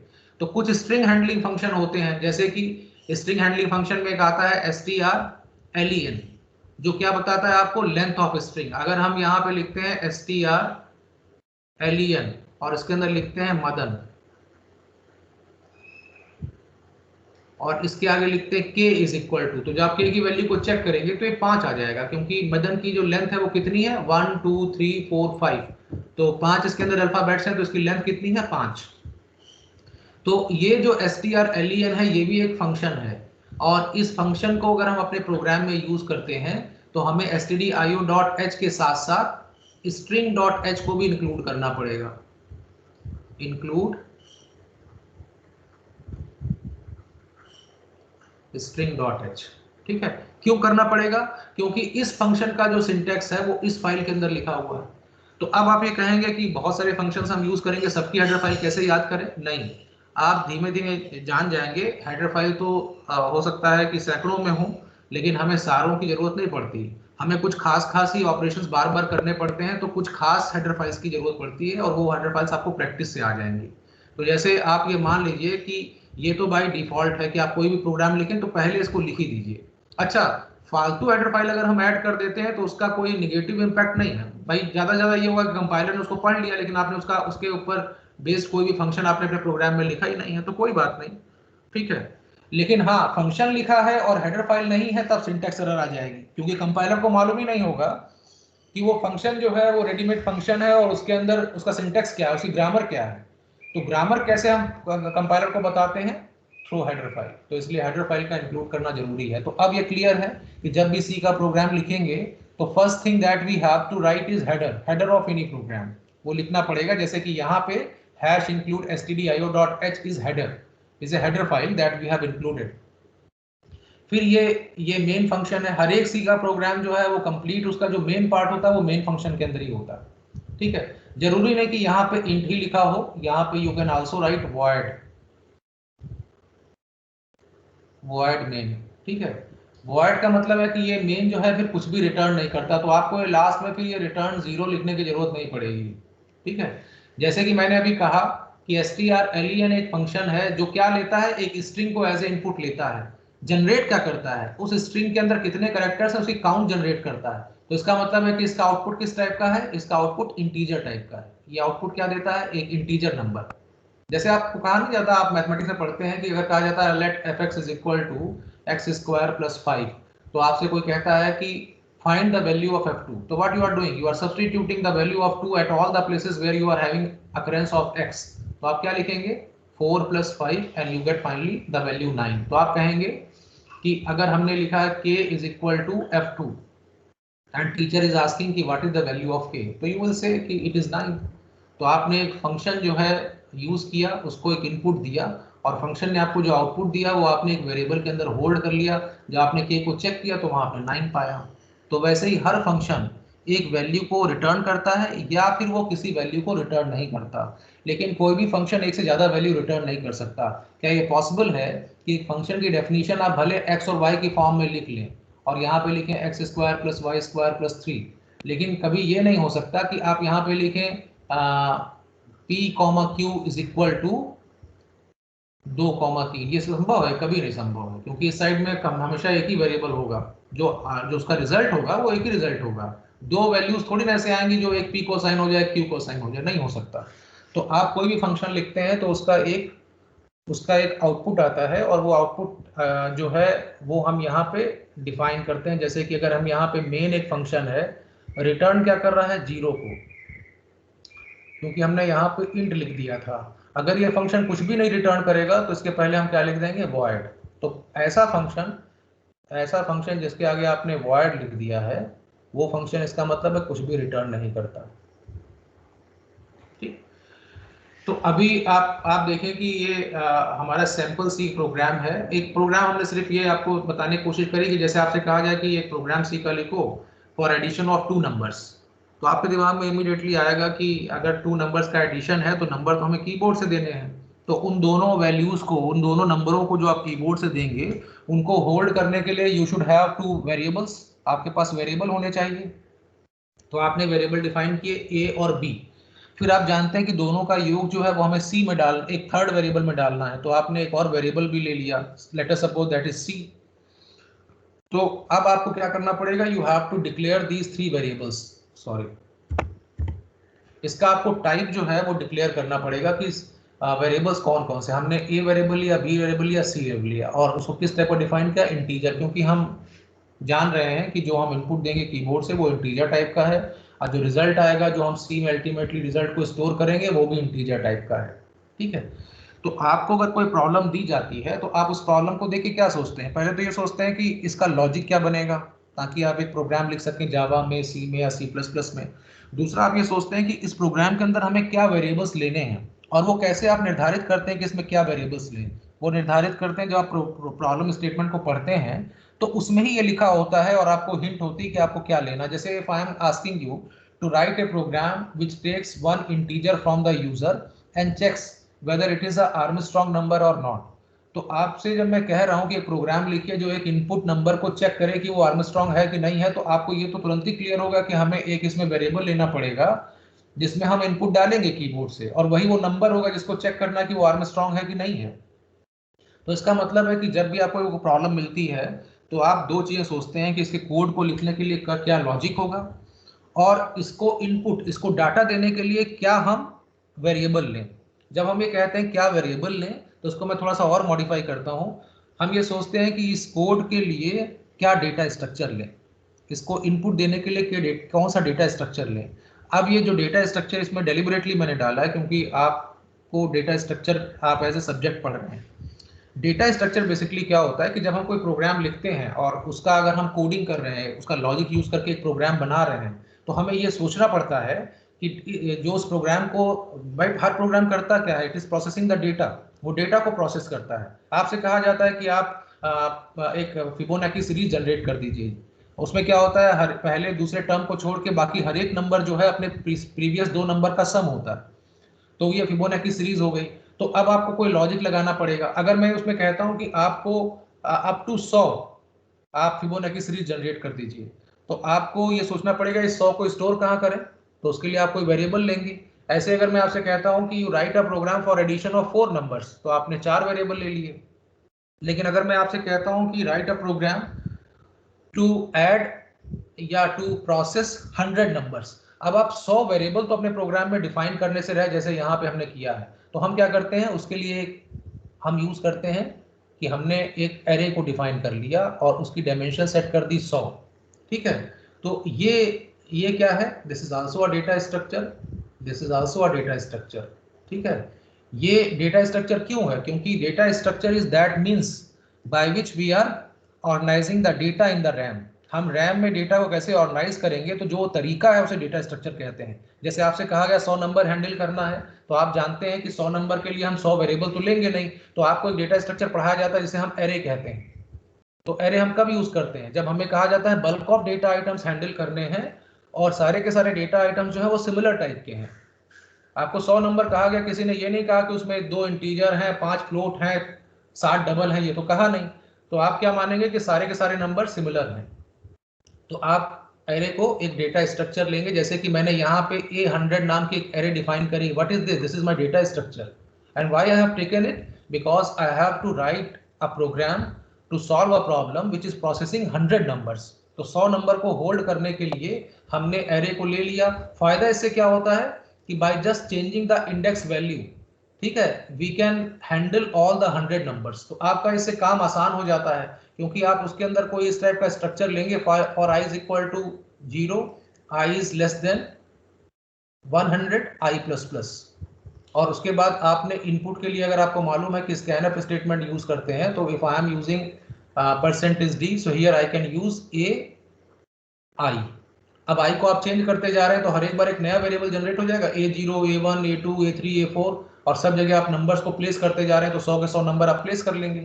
तो डेटा स्ट्रक्चर बेसिकली क्या है, data structure is that means वो तरीका है by which we are representing और organizing the data in the RAM. RAM के अंदर डेटा को रखने के लिए जिस चीज को हम यूज करते हैं उसे ही डेटा स्ट्रक्चर कहते हैं। जैसे कि एरे एक डेटा स्ट्रक्चर है, ठीक है, क्योंकि ये आपको हेल्प करता है to handle bulk of data items.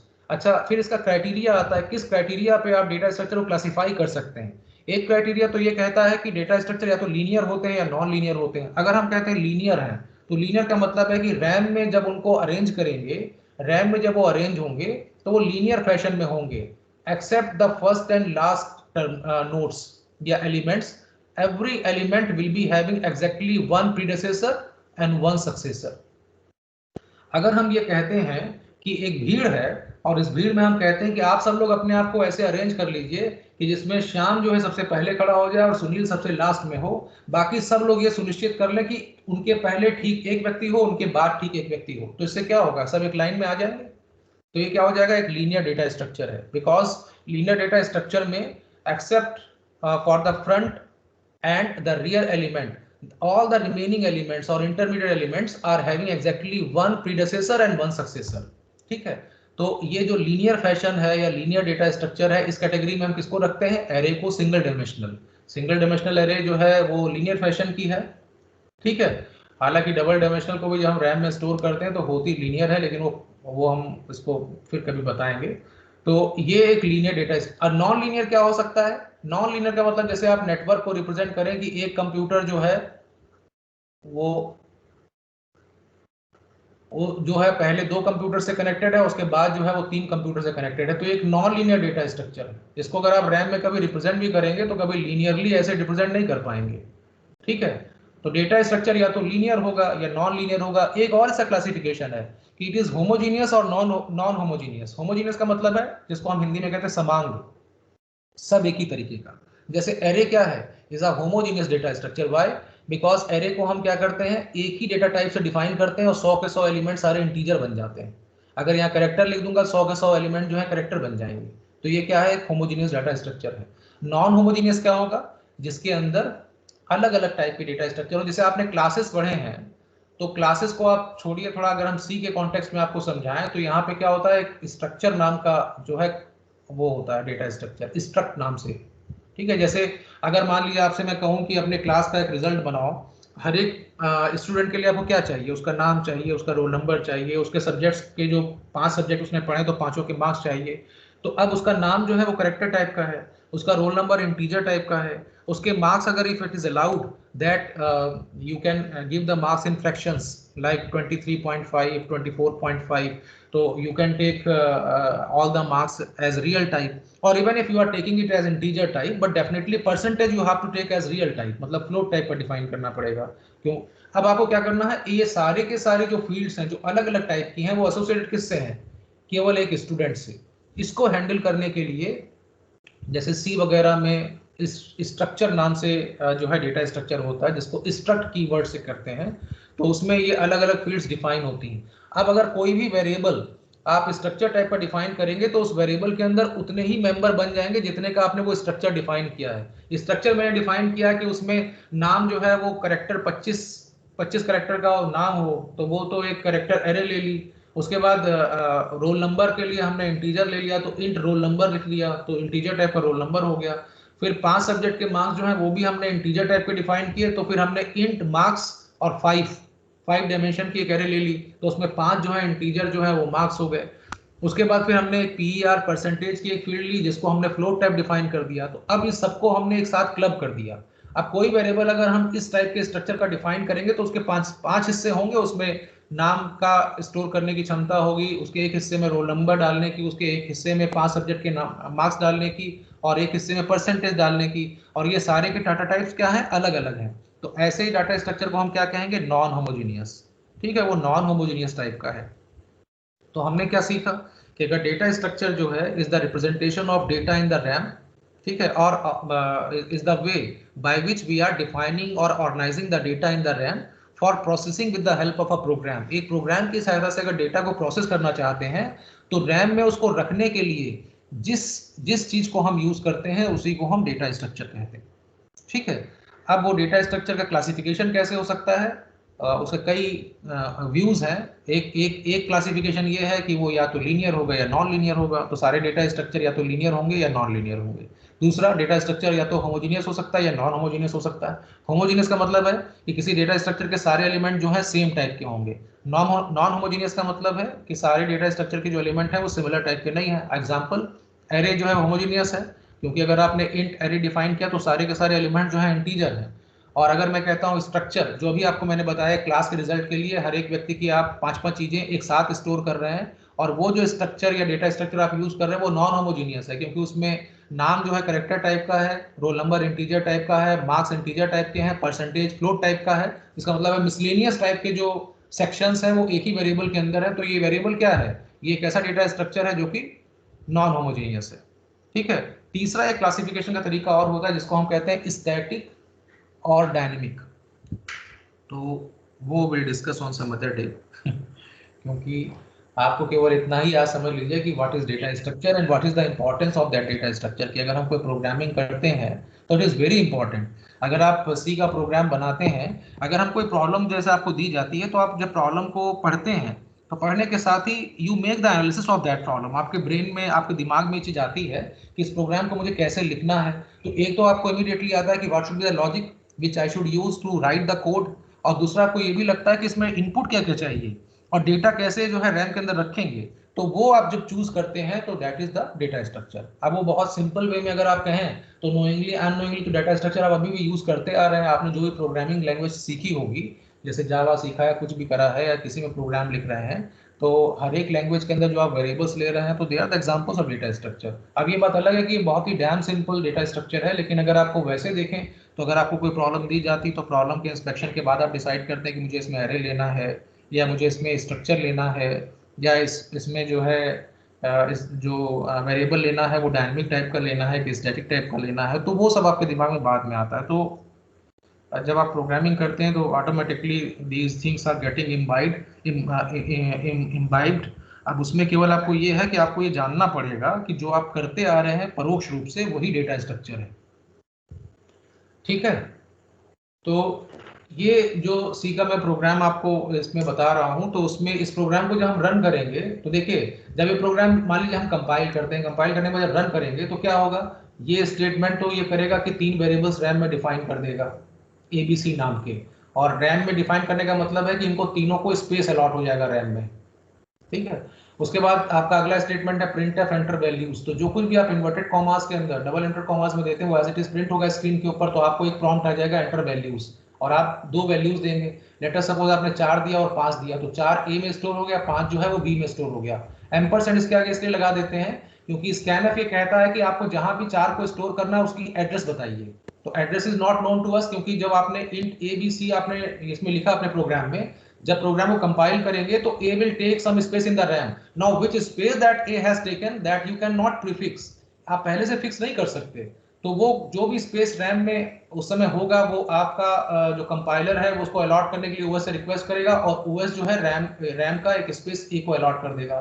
Late us suppose कि ये जो इसकी बिगिनिंग एड्रेस है इस एरिया की वो 23 है, तो हम क्या कहेंगे, अगर हम कहते हैं एम्परसेंड A, तो एम्परसेंड का मतलब होता है एड्रेस ऑफ A। तो what is the address of A? It is 23।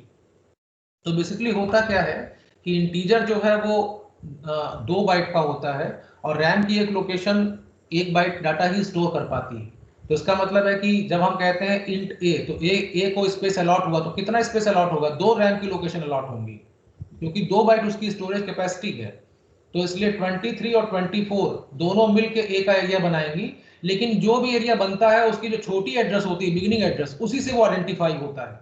तो स्कैनफ आपको कहता है कि you have to supply the address where you have to store the data which will be entering from the keyboard. तो वो हम address देने का हमने एक आसान तरीका देखा कि हमें क्या मालूम कि A की एड्रेस क्या है, B की एड्रेस क्या है, तो हमने उसके आगे अगर एम्परसेंड लगा दिया तो जो भी A की एड्रेस होगी वो यहाँ पे आ जाएगी, जो भी B की एड्रेस होगी यहाँ पे आ जाएगी। तो जो 4 आपने स्टोर किया will get stored over here, जो 5 स्टोर किया will get stored over here। ठीक है। अगला स्टेटमेंट जो है C is equal to A plus B, तो both the values are getting added and the result is placed in the third variable, that is C। Eventually C is also integer, so it must have occupied 2 RAM locations, and let us suppose the beginning address of C is 49, तो 49 and 50 both are constituting the area of C। उसके बाद फिर printf पे आ गए। अब sum of जहां जहां percentage D हम देते हैं, यहाँ पे जितने आपने यहाँ पे कंट्रोल आर्ग्यूमेंट्स दिए हैं, percentage D percentage D percentage D, एक परसेंटेज डी जो है बेसिकली मेंट फॉर इंटीजर।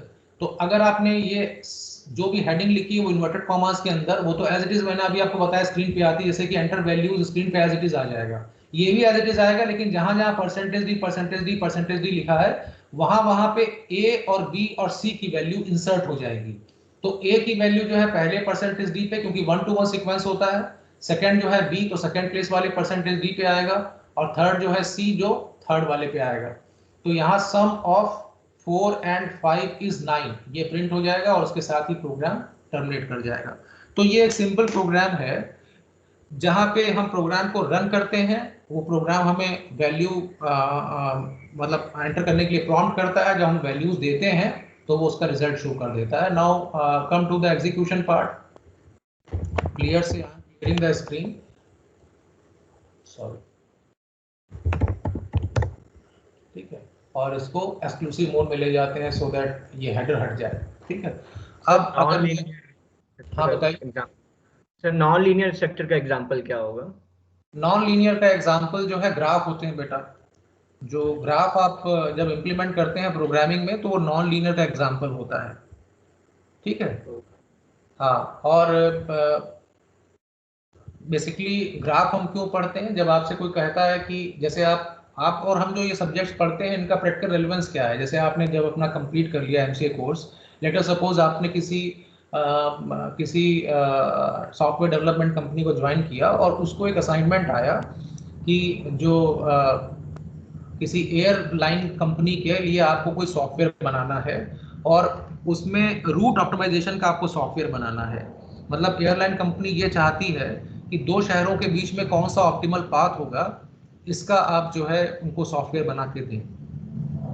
तो इसके लिए क्या करना पड़ेगा कि जैसे हम शहरों को मानेंगे कि वो नोड हैं और उनके बीच के जो संपर्क वाले रास्ते हैं उनको मांगेंगे कि ये आर्क हैं। तो इससे क्या बन जाएगा, एक ग्राफ टाइप का स्ट्रक्चर बन जाएगा जिसमें आप सोचेंगे तो बिल्कुल मैश टाइप का लगेगा कि उसमें बहुत सारे गोल गोल जो हैं गोले हैं और वो आपस में इंटरकनेक्टेड हैं। तो पूरा एक आपके पास मैश आ जाएगा। जैसे कि पूछा तो मैं बता दूं,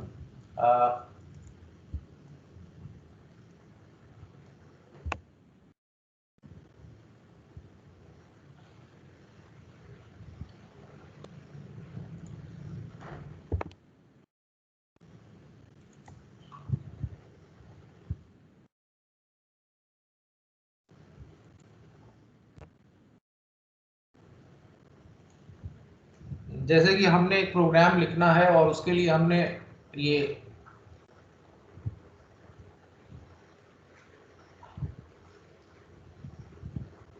इस टाइप का स्ट्रक्चर है। आप में से जिन लोगों ने बीसीए किया हो, डेटा स्ट्रक्चर का पढ़ा हो, तो डिजिस्ट्रा एल्गोरिथम पढ़ी होगी, शॉर्टेस्ट पाथ प्रॉब्लम पढ़ी होगी। तो ये जो स्ट्रक्चर है इसमें क्या है, ये अलग अलग शहर हैं, सपोज ये अलग अलग सिटीज हैं और इन सिटीज के बीच में अलग अलग ये रास्ते हैं, ठीक है। या ये भी हो सकता है कि मान लीजिए किसी टेलीफोन कंपनी ने कहा कि हमें केबलिंग करनी है अलग अलग शहरों के बीच में, या कॉल जो है डाइवर्ट करनी है, तो कौन से ऑप्टिमल पाथ से हम कॉल को डाइवर्ट करें। तो उसके लिए क्या होगा कि जैसे हमें ऑप्टिमल पाथ निकालना पड़ेगा कि जैसे अगर मान लीजिए हम ये कहते हैं कि ये एक पर्टिकुलर मान लो शहर है बी और ये है ए, तो ए से बी में पहुंचने के लिए ये पाथ भी बनता है और ए से बी में पहुंचने के लिए ये पाथ भी बनता है। ये सपोज डी है और ये सपोज एस है, तो ए से बी पहुंचने में आप वाया एस जा सकते हैं और ए से बी पहुंचने में वाया डी जा सकते हैं। तो अगर आपसे कहा जाता है, जैसे मान लीजिए एयरलाइन कंपनी हुई या टेलीफोन नेटवर्क वाला है, वो कहे कि हमें केबलिंग करनी है, तो केबलिंग हम किधर से करें, डी की तरफ से करें कि एस की तरफ से करें। तो आपको ये एनालिसिस करनी होगी with the help of some program. तो अब उसको डेटा किस टाइप का देंगे, डेटा इस तरीके से देंगे, क्योंकि आपकी प्रॉब्लम क्या है, एक ग्राफ की है। जैसे आप ट्री जानते हो, ट्री तो जानते हो ना? Yes sir.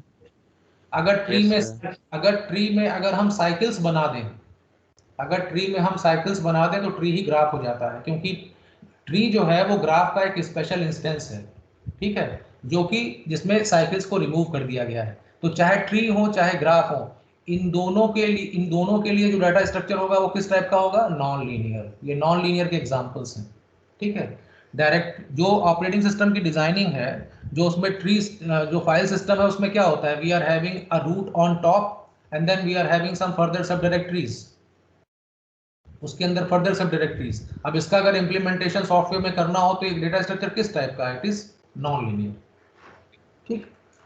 यस। तो नॉन लीनियर में एग्जैक्टली ये पॉसिबल नहीं है कि एक एलिमेंट के ठीक पहले एक एलिमेंट और उसके बाद में ठीक एक एलिमेंट, ये इसमें स्ट्रक्चर नहीं है, तो ये नॉन लीनियर है, ठीक है। तो ग्राफ का ही स्पेशल केस ट्री है, क्योंकि ग्राफ में अगर आप साइकिल्स को खत्म कर दें, साइकिल जानते हो ना, क्लोज लूप अगर है कि हम ए से चले और किसी रास्ते से ए पे फिर से वापस आ जाए, अगर वो पाथ ब्रेक हो जाए तो वो ग्राफ जो है वो कन्वर्ट हो जाता है ट्री। तो कोई ऐसा ग्राफ जिसके अंदर आप सारे साइकिल्स खत्म कर देंगे तो automatically that graph will become a tree. तो आप कह सकते हैं tree is a special instance of graph, वो ग्राफ का एक स्पेशल ये कहें कि सैंपल है, एक स्पेशल केस है। वरना ट्री भी क्या है, वो भी एक ग्राफ है। आप सिर्फ ये कहेंगे कि tree is that graph which is not having any cycle, तो graph without cycle is a tree. ठीक, तो डेटा स्ट्रक्चर में ये कुछ एग्जांपल्स हैं, linear, non linear, homogeneous, non homogeneous, और फिर यह स्टैटिक और डायनेमिक। तो coming back to my programming part,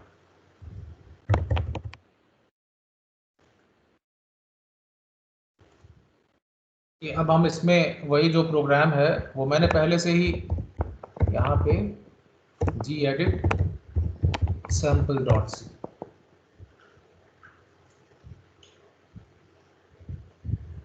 just a minute, I should check ki what is the name of that program.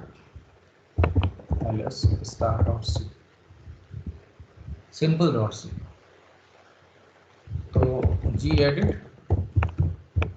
simple.c,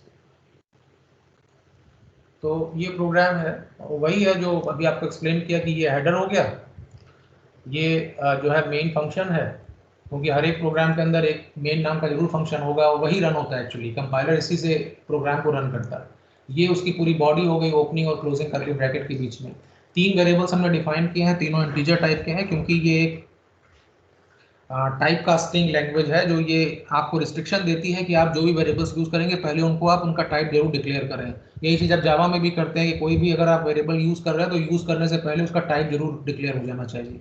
थोड़ा फ्लेक्सिबिलिटी ये हो जाती है कि आप जहाँ पे वेरिएबल को यूज कर रहे हैं उसी के ठीक पहले आप उसको लिख भी सकते हैं। जैसे मैंने के को डिफाइन नहीं किया और कहीं पे लिख रहा हूँ के इज इक्वल टू strlen, तो मैं लिख सकता हूँ इंट के इज इक्वल टू, तो ना सिर्फ के को हम सीधे यूज कर रहे हैं बल्कि वहां पर डिक्लेयर भी कर दे रहे हैं। ये चीज C++ में अलाउड है लेकिन सी में नहीं है। तो सी में मैंडेटरी यही है कि वेरिएबल को यूज करने से पहले उसका एक्सप्लिसिट डिक्लेरेशन बिगिनिंग में आना जरूरी है। तो यहाँ पे इसीलिए हम यहाँ पे पहले सारे वेरिएबल्स को डिक्लेयर करते हैं, उसके बाद ही प्रोग्राम लिखते हैं। बाकी जो जावा वगैरह में फ्लेक्सिबिलिटी होती है कि आप जहाँ यूज कर रहे हैं, जैसे अगर मैं यहाँ यूज कर रहा हूँ तो यहाँ पे लिख सकता हूँ int C is equal to a plus B, तो सी को वहीं पे यूज किया, वहीं डिक्लेयर भी कर ले कि ये इंटीजर टाइप का है। ठीक है, तो ये पॉसिबल है। तो यहाँ पे आपने 3 वेरिएबल्स लिए, एंटर वैल्यूज, बहरहाल just to save this program, क्योंकि ये प्रोग्राम वही है। अब इसको कंपाइल करने के लिए I am using C simple. अगर मैं अभी कुछ नहीं करता हूँ तो it will create a file with the name a.out। ठीक है, इसने एक फाइल बना दी विद द नेम a.out, इस नाम की एक फाइल बन गई, देखिए। और ये एक रेगुलर फाइल है। Why it is regular? क्योंकि पहले स्थान पे क्या आ रहा है, माइनस का साइन आ रहा है, तो that means it's a regular file. ठीक है, अब इसको अगर रन कराना हो तो what I should do, a.out, तो एंटर वैल्यूज मैंने लिखा 12 और 13, it is giving the answer 25, तो ये डिस्प्ले हो गया। तो ये, लेकिन आप जब दीजिएगा तो आप डॉट स्लैश करिएगा, क्योंकि by default dot slash is not added in the path variable. वो मैंने ऐड कर रखा है, और कैसे ऐड किया ये भी बता देता हूँ। आप एक फाइल होती है इसके अंदर डॉट बैश आरसी,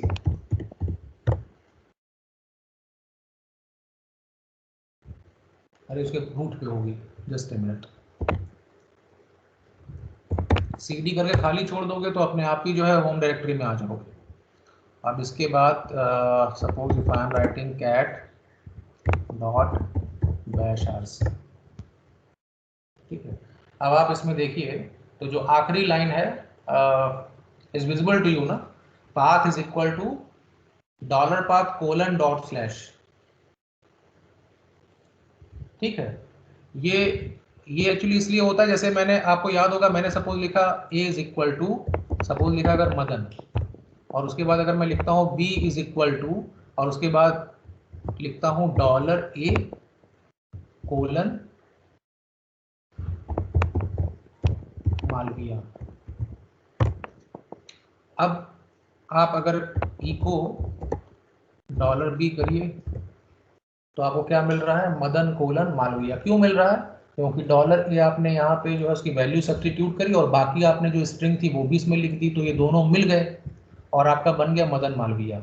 हमने यहाँ पे क्या किया है, path is equal to, जो पुराने path की वैल्यू थी वो यहाँ सब्स्टिट्यूट करी और कोलन लगा के डॉट स्लैश लगा के दोनों को इन्वर्टेड कॉमा में कर दिया पूरे को। तो जो वेरिएबल्स होते हैं अगर वो इन्वर्टेड कॉमा के अंदर है then also they are behaving similar to the behaviour which we get in case of without double inverted comma। जैसे अगर ई को डॉलर पाथ लिखें, चाहे ई को और डबल इन्वर्ट कॉमा में पाथ लिखें, दोनों का आउटपुट सेम है। तो आपने यहाँ पे देखा कि हमने यहाँ क्या किया है कि उसके बाद कोलन साइन और डॉट स्लैश इसमें अपेंड कर दिया, ठीक है। और ये मैंने लिखा कहाँ पे, there is a file called bash RC, ठीक है, एक फाइल है जिसका नाम है बैश आरसी। और इस फाइल का लॉजिक क्या है कि आप जब भी सिस्टम में लॉगिन होंगे या जब भी आप अपना शेल चेंज करेंगे तो ये फाइल ऑटोमेटिकली एग्जीक्यूट हो जाती है।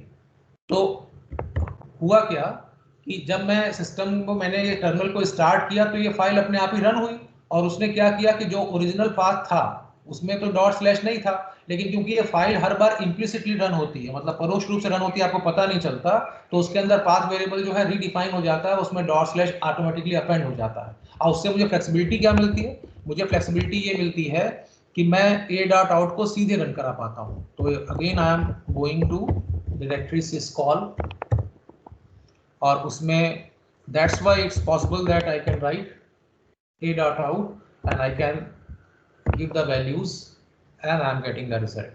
आपको क्या करना है, आप ये भी कर सकते, आपको ये करना ही है, मैं ये भी कर सकता हूँ। और सिमिलर मुझे बताने की जरूरत इसलिए नहीं थी कि पाथ में वो पड़ा हुआ था, अदरवाइज मुझे बताना पड़ता यहाँ पे। तो अगेन यहाँ पे if I am giving 23 and let us suppose 24 is given।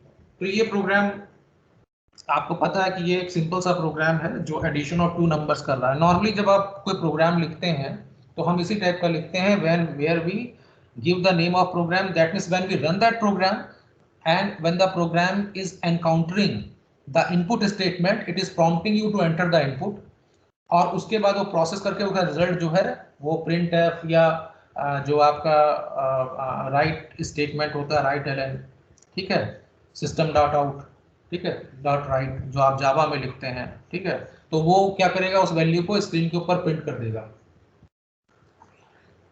Sir ये a.out मतलब जब भी हमको आउटपुट शो कराना होगा तो आप जब भी कोई प्रोग्राम कंपाइल करेंगे, अगर आपने टारगेट फाइल उसमें नहीं दी, जैसे लेटर सपोज मेरा कोई और प्रोग्राम है जैसे prg.c, तो अगर मैं इसमें आगे टारगेट फाइल नहीं दूंगा तो ये भी a.out ही बनाएगा। अच्छा, इसका निगेटिव आउटकम क्या है कि आपने 5 प्रोग्राम आपके डायरेक्टरी में है, आपने पहला प्रोग्राम कंपाइल किया तो उसका कंपाइल वर्जन a.out के नाम से बना, जब आप दूसरा प्रोग्राम कंपाइल करेंगे और उससे भी a.out बनेगा तो पिछला वाला a.out ओवरराइट हो जाएगा, क्योंकि एक डायरेक्टरी में सेम नाम की 2 फाइल तो हो नहीं सकती। तो इसको हम अवॉइड करने के लिए क्या कर सकते हैं कि जब भी प्रोग्राम को कंपाइल करें तो उसका नाम ही उसके सोर्स कोड से मिलता जुलता रख दें। जैसे कि यहाँ पे मैं दे सकता हूँ सिंपल। अब इससे फायदा ये होगा कि every time when you compile any program तो उसका जो एग्जीक्यूटेबल वर्जन है वो भी उसी नाम से बनेगा विदाउट एक्सटेंशन। यही लॉजिक भी होता है, क्योंकि अगर आप टर्बो सी में काम करें तो वहां पे अगर आपने एक प्रोग्राम का नाम simple.c रखा है, जब उसको कंपाइल करके या रन करके अपनी डायरेक्टरी बाद में चेक करेंगे तो वहां पे अगर उसका नाम आपने abc.c रखा है तो उसका जो एग्जीक्यूटेबल वर्जन होगा वो abc नाम से बना होगा, एक्सटेंशन उसका .exe होता है वहां पे। यहाँ पे एक्सटेंशन नहीं होता, यहाँ पे क्योंकि एक्सटेंशन की कोई वैलिडिटी नहीं है लाइनक्स में, क्योंकि मैंने पहले ही बताया कि .c तो इसमें इसलिए लगा है क्योंकि .c जो है कंपाइलर का रिस्ट्रिक्शन है। तो ये क्लियर है। अब हम सिंपल क्या नहीं करेंगे, a.out कब बनेगा सर, एक बार और बता दीजिए। अगर मैं यहाँ पे if I am not giving target, अगर मैंने आउटपुट फाइल का नाम -o करके नहीं लिखा तो ये बाय डिफॉल्ट जो है आउटपुट को a.out में डाल देगा। अगर मैं चाहता हूं कि अदर देन a.out के नाम से फाइल बने तो मुझे -o करके उस फाइल का नाम देना पड़ेगा। ये जरूरी नहीं कि आप सोर्स कोड का ही नाम दें, आप उससे डिफरेंट भी नाम दे सकते हैं, लेकिन थोड़ा लॉजिकल ये लगता है कि हम उसी नाम को यूज करें ताकि उसके कंपाइल वर्जन को पहचानने में आसानी रहे कि ये प्रोग्राम जो है उसका एग्जीक्यूटेबल वर्जन है। अब क्लियर है? डिफॉल्ट में a.out लेगा ना, तो फिर ऐसे जो हम हाँ, इसके अलावा आप जब भी कोई -o के बाद जो नाम देंगे उस नाम से बना देगा। डिफॉल्ट में ड्रॉबैक सिर्फ इतना है कि आप जब भी उस किसी भी नए प्रोग्राम को जब कंपाइल करेंगे तो पिछला वाला जो a डॉट आउट है वो भी उसी डायरेक्टरी में एग्जिस्ट कर रहा है, तो जैसे ही आप नया a डॉट आउट बनेगा आपका डिफॉल्ट, तो पिछला वाला खत्म हो जाएगा। और ऐसे आपके पास ऑप्शन रहेगा कि अगर 5 प्रोग्राम है तो पांचों का कंपाइल्ड वर्जन भी आप अपने डायरेक्टरी में रख सकते हैं, क्योंकि पांचों के नाम अलग अलग हैं, तो दे कैन को exist in the same directory. तो अब क्लियर है ये? Yes sir, clear. ओके, तो अब इसके बाद का शुड आई कंटिन्यू या उसके बाद जो है, क्योंकि मेरी मीटिंग की कॉल आ रही है बार बार।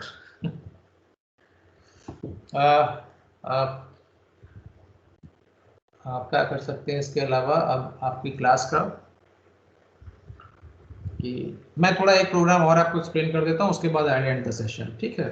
तो अभी ये तो क्लियर हो गया कि हम जब कोई प्रोग्राम बनाते हैं तो बाई एंड लार्ज आपके 99% प्रोग्राम्स कैसे होते हैं कि उसमें आप जैसे अगर आप जावा पे लिख रहे हैं तो कहीं रीड एलन लिखा होगा, या आपने रीड का यूज किया होगा, लिखा है ना, जावा के प्रोग्राम्स लिखे हैं। Yes this is the question कि आपने जावा के प्रोग्राम्स लिखे हैं, प्रोग्रामिंग करी जावा की? Yes Yes, sir, sir. Clear. तो जावा में Yes, इनपुट आप कैसे देते हो? इनपुट देने के लिए यू नीड इनपुट स्टेटमेंट, जो एक कोई जैसे सिस्टम डॉट आउट डॉट वो प्रिंट एलन या प्रिंट जो है उसके लिए यूज करते हैं। आउटपुट के स्कैनर लिए, क्लास का यूज। इनपुट के लिए क्या करते हैं? Scanner class. हाँ स्कैनर, हाँ स्कैनर, यस यस यस। तो यहाँ पे भी बस वही है, नॉर्मली हम जब प्रोग्राम लिखते हैं तो प्रोग्राम के अंदर इनपुट स्टेटमेंट डालते हैं, जब इनपुट स्टेटमेंट एनकाउंटर होता है तो प्रोग्राम आपको प्रॉम्प्ट करता है टू गिव द इनपुट, और जब आप इनपुट देते हैं तो प्रोसेस होके वो उसका आउटपुट बता देता है। अभी मैं ये चाहता हूँ कि एक और तरीका है जिससे हम किसी प्रोग्राम को इनपुट दे सकते हैं, और वो तरीका जो है is the use of command line arguments concept. Command line argument concept जो है वो मैं आपको बताना चाह रहा था, इसीलिए मैं आपको कह रहा था कि हम एक प्रोग्राम और देख लेते हैं जिसमें हम कमांड लाइन आर्ग्यूमेंट के बारे में, जैसे ये हमने इससे पहले वाले प्रोग्राम में क्या किया है कि हमने मेन लिखा लेकिन मेन के साथ एम्प्टी ब्रैकेट लिखे है ना। इस ब्रैकेट में कहीं पे भी आपको जो है कोई वैल्यू मैंने नहीं दी यहाँ पे, लेकिन अगर आप अगला वाला प्रोग्राम देखें तो मेन भी एक फंक्शन है, तो मेन में भी आप वेरिएबल दे सकते हैं। आप फंक्शन बेसिकली लिखते हैं तो क्या लिखते हैं, उसमें इनपुट चाहिए होता है ना, तो इसमें दो इनपुट ये ले सकता है, जिसमें पहला इनपुट जो है वो इंटीजर टाइप का होगा, और दूसरा ये जब हम कैरेक्टर स्टार लिखते हैं तो उसका मतलब क्या है, स्ट्रिंग। कैरेक्टर स्टार का मतलब क्या है, अगर मैं खाली कैरेक्टर लिख के ए लिखूं तो इसका मतलब है A can store a single alphabet, इधर सी और ए और कैपिटल ए, यही स्टोर कर सकता है जो एक सिंगल अल्फाबेट है। लेकिन अगर मैं कैरेक्टर स्टार ए लिखता हूं तो it is possible that we can assign a a string called Madan, वो उसको असाइन हो सकती है। तो अगर हम ARGB इसको देखें तो ये क्या है, एक एरे है, और एम्प्टी ब्रैकेट यहाँ पे है इसलिए क्योंकि इसकी डायमेंशन जो है ऑटोमेटिकली सेट हो जाएगी। कैसे सेट होगी that will discuss later on, लेकिन आप ये समझें कि ये एक एरे वेरिएबल है। एरे वेरिएबल कैसे डिफाइन करते हैं, आपको ये बताया गया होगा कि आप लिखते हैं इंट और उसके बाद ए, जैसे अभी मैंने एक एग्जांपल जो डेटा स्ट्रक्चर का बता रहा था तो मैंने कहा कि यहाँ पे हम इंट A25 से हमने एक एरे डिफाइन कर दी 25 एलिमेंट्स की, ठीक है, इसमें हम 25 एलिमेंट्स स्टोर कर सकते हैं। तो वैसे ARGB स्क्वायर ब्रैकेट के साथ क्या है, एक एरे वेरिएबल है, और इसमें हम वैल्यूज को स्टोर कर सकते हैं। सारी वैल्यूज क्या हो सकती है, हर एक एलिमेंट क्या हो सकता है, एक स्ट्रिंग, क्योंकि ये टाइप है, तो जो टाइप आप डिफाइन करते हैं वो सारे एलिमेंट्स उसी टाइप के हो सकते हैं, तो इसमें स्ट्रिंग स्टोर हो सकती है। पहला वाला जो इसमें जो इनपुट है वो क्या है, ARGC, मतलब वो इंटीजर है।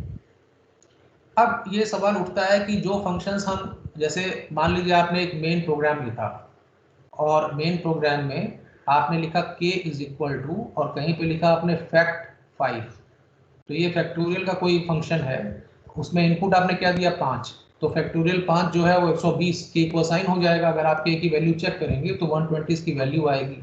तो हम किसी भी फंक्शन को कॉल कहाँ करते हैं, और ये भी हो सकता है कि हमने एक और फंक्शन लिखा r इज इक्वल टू और उसका नाम रखा ABC, ठीक है, और उसके अंदर हमने कोई वैल्यू दी, मान लीजिए कोई वैल्यू लिखी हुई है से 7, या वेरिएबल भी दे सकते हैं, कोई हमने a वेरिएबल दिया।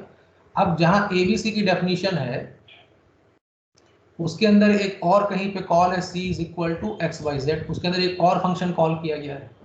तो आर हम पहले क्या करेंगे, जब मेन चलेगा तो पहले वो एबीसी को कॉल करेगा, फिर जब एबीसी की डेफिनेशन में कंट्रोल जाएगी तो वहां पे एक्स वाई जेड फंक्शन आ गया तो फिर वो एक्स वाई जेड पे जाएगा। जब एक्स वाई जेड कंप्लीट हो जाएगा तो फिर वापस वो एबीसी में आएगा, एबीसी कंप्लीट करेगा और तब वो वापस मेन में आएगा। तो इसका मतलब है कि हमारे एक फंक्शन दूसरे फंक्शन को कॉल कर सकता है, लेकिन इसेंशियली उस पूरी सीरीज का कॉल कहीं ना कहीं मेन से इनिशिएट जरूर होना चाहिए। जैसे एबीसी ने एक्स वाई जेड को भले कॉल किया, लेकिन अगर हम ये कहें कि एबीसी को मेन कॉल ही ना करे तो एबीसी अपने आप एक्स वाई जेड को नहीं कॉल कर सकता, क्योंकि एबीसी को हम कहां से कॉल करेंगे, मेन से। तो कहीं ना कहीं वो जो सीरीज है, एक फंक्शन दूसरे को कॉल कर रहा, दूसरा तीसरे को कॉल कर रहा, लेकिन जो सीरीज में पहला फंक्शन है उसको जब तक आप मेन से कॉल नहीं करेंगे तब तक ये सीरीज शुरू ही नहीं होगी। तो इसलिए हम ये जानते हैं कि कोई भी फंक्शन जो है उसकी स्टार्टिंग कहां से होगी, मेन से। अब हम कह रहे हैं मेन ही एक फंक्शन है, तो जो मेन के अंदर है उनको तो वैल्यू आप ऐसे दे रहे हैं कि यहाँ पे आपने इनपुट दिया और वो वैल्यू आपने इनपुट कीबोर्ड से लिया और वो यहाँ सप्लाई कर दिया। मे भी यहाँ वेरिएबल ए लिखा और ए वेरिएबल की वैल्यू कीबोर्ड से इनपुट करी और जब ये स्टेटमेंट आएगा तो वैल्यू यहाँ पे सप्लाई हो गई और ये कॉल हो गया फंक्शन। लेकिन मेन को कहाँ से करेंगे, क्योंकि मेन से पहले तो स्कैनफ लिखा नहीं होता, या आप जो स्कैनर क्लास यूज करके उसमें जो भी फंक्शन यूज करते हैं उसको लिख नहीं सकते। तो फिर मेन को वैल्यू कहां से जाती है, तो मेन को जो उसके अंदर वेरिएबल्स होते हैं उनको जो वैल्यू सप्लाई होती है वो कमांड लाइन से होती है, कमांड प्रॉम्प्ट से होती है। क्योंकि वैल्यू जो है वो कमांड प्रॉम्प्ट से होती है, इसलिए हम क्या कहते हैं कि ये जो आर्ग्यूमेंट्स या पैरामीटर्स हैं ये कौन से हैं, कमांड लाइन पैरामीटर्स या कमांड लाइन आर्ग्यूमेंट्स हैं। ठीक है। अब इसका जैसे मान लो मैंने एक प्रोग्राम लिखा, प्रोग्राम का नाम था एबीसी। उस प्रोग्राम के अंदर मेन है और मेन के अंदर हमने लिखा इंट के और उसके साथ लिखा करेक्टर स्टार सी और एम्प्टी ब्रैकेट। ठीक है, सेमीकोलन ना लगाइएगा, उसके बाद बॉडी है इसकी। प्रोग्राम आपने कंपाइल कर लिया। जब इस प्रोग्राम को आप रन करने चलेंगे तो जैसे इस प्रोग्राम का नाम आपने क्या रखा है, एबीसी, तो इसका जो कंपाइल वर्जन बना वो एबीसी नाम से बना, ये abc.c है, आपने कंपाइल करके एबीसी बना लिया। तो आप कमांड प्रॉम्प्ट पे क्या करेंगे, जब आप एबीसी देंगे तो आप यहीं पे इसके लिए इनपुट भी देंगे मेन के लिए। तो हम सपोज यहाँ पे लिख रहे हैं 4, 5 और 6। अब इसका इंपैक्ट अंदर क्या होगा इस प्रोग्राम के अंदर, कि ये जो 3 वैल्यूज आपने दी हैं तो टोटल काउंट कितनी है वेरिएबल्स की, 1 जो पहला प्रोग्राम का नाम, दूसरा वैल्यू, तीसरा वैल्यू, चौथा वैल्यू। तो टोटल आपने कमांड लाइन पे कितनी चीजें टाइप करी, 4। आल्दो उसमें से जो फर्स्ट है वो वैल्यू नहीं है, वो प्रोग्राम का नाम है, लेकिन आइटम्स कितने हैं, टोटल 4। तो ये इम्प्लिसिटली इसकी वैल्यू को सेट कर देता है 4। और ये जो वैल्यूज हैं, जो यहाँ पे एबीसी, फिर 4, फिर 5, फिर 6, टोटल 4 वैल्यूज हैं, ये ARGV को असाइन हो जाती हैं। तो ARGV 0 बन जाएगा एबीसी, ARGV 1 बन जाएगा 4, ARGV 2 बन जाएगा 5, ARGV 3 बन जाएगा 6। ये असाइन हो जाएगा। अब आपको यहाँ पे इसके अंदर फिर स्कैनअप वगैरह देने की जरूरत नहीं है, क्योंकि वैल्यू कहाँ से आ गई, कमांड लाइन से ही आ गई, और इन्हीं वैल्यू को आप प्रोसेस कर सकते हैं। तो ये समझ में आ रहा कुछ, कि हम नॉर्मली क्या होता है, 2 तरीके से प्रोग्राम को इनपुट दे सकते हैं। एक तो we can run that program and we can let the input statement of that program to prompt the user to take the input, जैसे स्कैनअप है, ठीक है, जैसे रीड लाइन है। ठीक है, तो ये अपना जो इनपुट, जब ये स्टेटमेंट एग्जीक्यूट होते हैं तो ये आपको प्रॉम्प्ट देते हैं। तो आपने बेसिकली करा क्या, प्रोग्राम चलाया और चलाने के बाद प्रोग्राम ने आपसे इनपुट मांगा। दूसरा तरीका ये होता है कि प्रोग्राम चलाने के समय ही आपने इनपुट भी दे दिया। तो अब अगर प्रोग्राम चलाने के समय ही आपने इनपुट दे दिया तो उन इनपुट्स को सप्लाई कैसे, प्रोग्राम के अंदर पहुंचेंगे कैसे। तो पहुंचने का तरीका क्या है कि जो मेन के अंदर आपने वेरिएबल्स लिखे हैं उनके द्वारा या उनके थ्रू जो है वो मेन के अंदर सप्लाई हो जाएंगे। बाकी सारे फंक्शंस में तो ये डिफाइन नहीं होता कि आप कितने भी वेरिएबल्स डिफाइन कर सकते हैं ब्रैकेट में, लेकिन मेन के अंदर ये फिक्स होता है कि पहला जो है वो हमेशा इंटीजर टाइप का होना चाहिए सी लैंग्वेज में, और दूसरा जो है वो एक एरे ऑफ स्ट्रिंग होनी चाहिए, ये फिक्स है। और आप कमांड लाइन पर चाहे जितनी भी वैल्यूज दे दें, इन 2 वेरिएबल्स में क्षमता है कि वो सारी वैल्यूज को होल्ड कर लेंगे। कैसे, जैसे अगर मैंने यहाँ पे ABC 4, 5, 6 चार आइटम्स दिए, अगर मैं इसके आगे 7, 8 भी देता तब भी कोई अंतर ना पड़ता, क्योंकि तब क्या होता, ARGC की वैल्यू 6 हो जाती, क्योंकि यहाँ पे वैल्यूज कितनी है, 1, 2, 3, 4, 5, 6। ठीक है, तो 1 2 3 4 5 6 वैल्यूज हो गई, तो इसकी वैल्यू अपने आप काउंट जो है 6 सेट हो गई। और ये जो ARGB अरे है, इसमें असाइन क्या हो जाएगा, ARGB बन जाएगा ABC, ARGB 0 बन जाएगा ABC, ARGB 1 बन जाएगा 4, ARGB 2 बन जाएगा 5, ARGB 3 बन जाएगा 6, ठीक है, ARGB 4 बन जाएगा 7, ARGB 5 बन जाएगा 8, ठीक है। तो कितनी भी वैल्यूज आप दें, क्योंकि ये यहाँ तो डायमेंशन सेट नहीं हुई, इसीलिए हम ब्रैकेट में डायमेंशन नहीं लिख रहे थे, क्योंकि जितने आइटम्स यहाँ आप देते जाएंगे इसकी डायमेंशन इम्प्लिसिटली या इनडायरेक्टली उतनी सेट हो जाएगी, ठीक है। अब अगर इसके अंदर हम प्रोग्राम के अंदर देखें कि हमने क्या किया, तो हमने लिखा ये मैसेज प्रिंट किया और ARGC की वैल्यू सेट कर प्रिंट कर दी। तो आपने देखा अगर मैंने यहाँ पे दिया होता ABC के साथ 4 5 6 7 8, तो टोटल वैल्यू कितनी दी, 3 नंबर ये और 2 नंबर ये, 5 नंबर दे दिए और छठा प्रोग्राम का नाम, तो टोटल 6 वैल्यू हो गई। तो 6 तो ARGC की वैल्यू सेट हो जाएगी। तो यहाँ पे प्रिंट हो जाएगा total command line arguments are 6। उसके बाद द एंटर्ड आर्ग्यूमेंट्स, और हमने एक फॉर लूप चलाया I 0 से लेके लेस देन 6 तक। इसका मतलब I की वैल्यू वैलिड कितनी होगी, 0 1 2 3 4 5। तो यहाँ प्रिंट क्या होगा, द आर्ग्यूमेंट परसेंटेज D की जगह पहला वाला ये I सब्स्टिट्यूट हो जाएगा, तो ये बन जाएगा 0, आर्ग्यूमेंट 0। और क्या यहाँ पे प्रिंट होगा, ABC। आर्ग्यूमेंट 1 क्या प्रिंट होगा, 4। आर्ग्यूमेंट 2 क्या प्रिंट होगा, 5। आर्ग्यूमेंट 3 क्या प्रिंट होगा, 6। तो जो वैल्यूज आपकी यहाँ पे हैं वो सब 1 बाय 1 प्रिंट हो जाएंगी।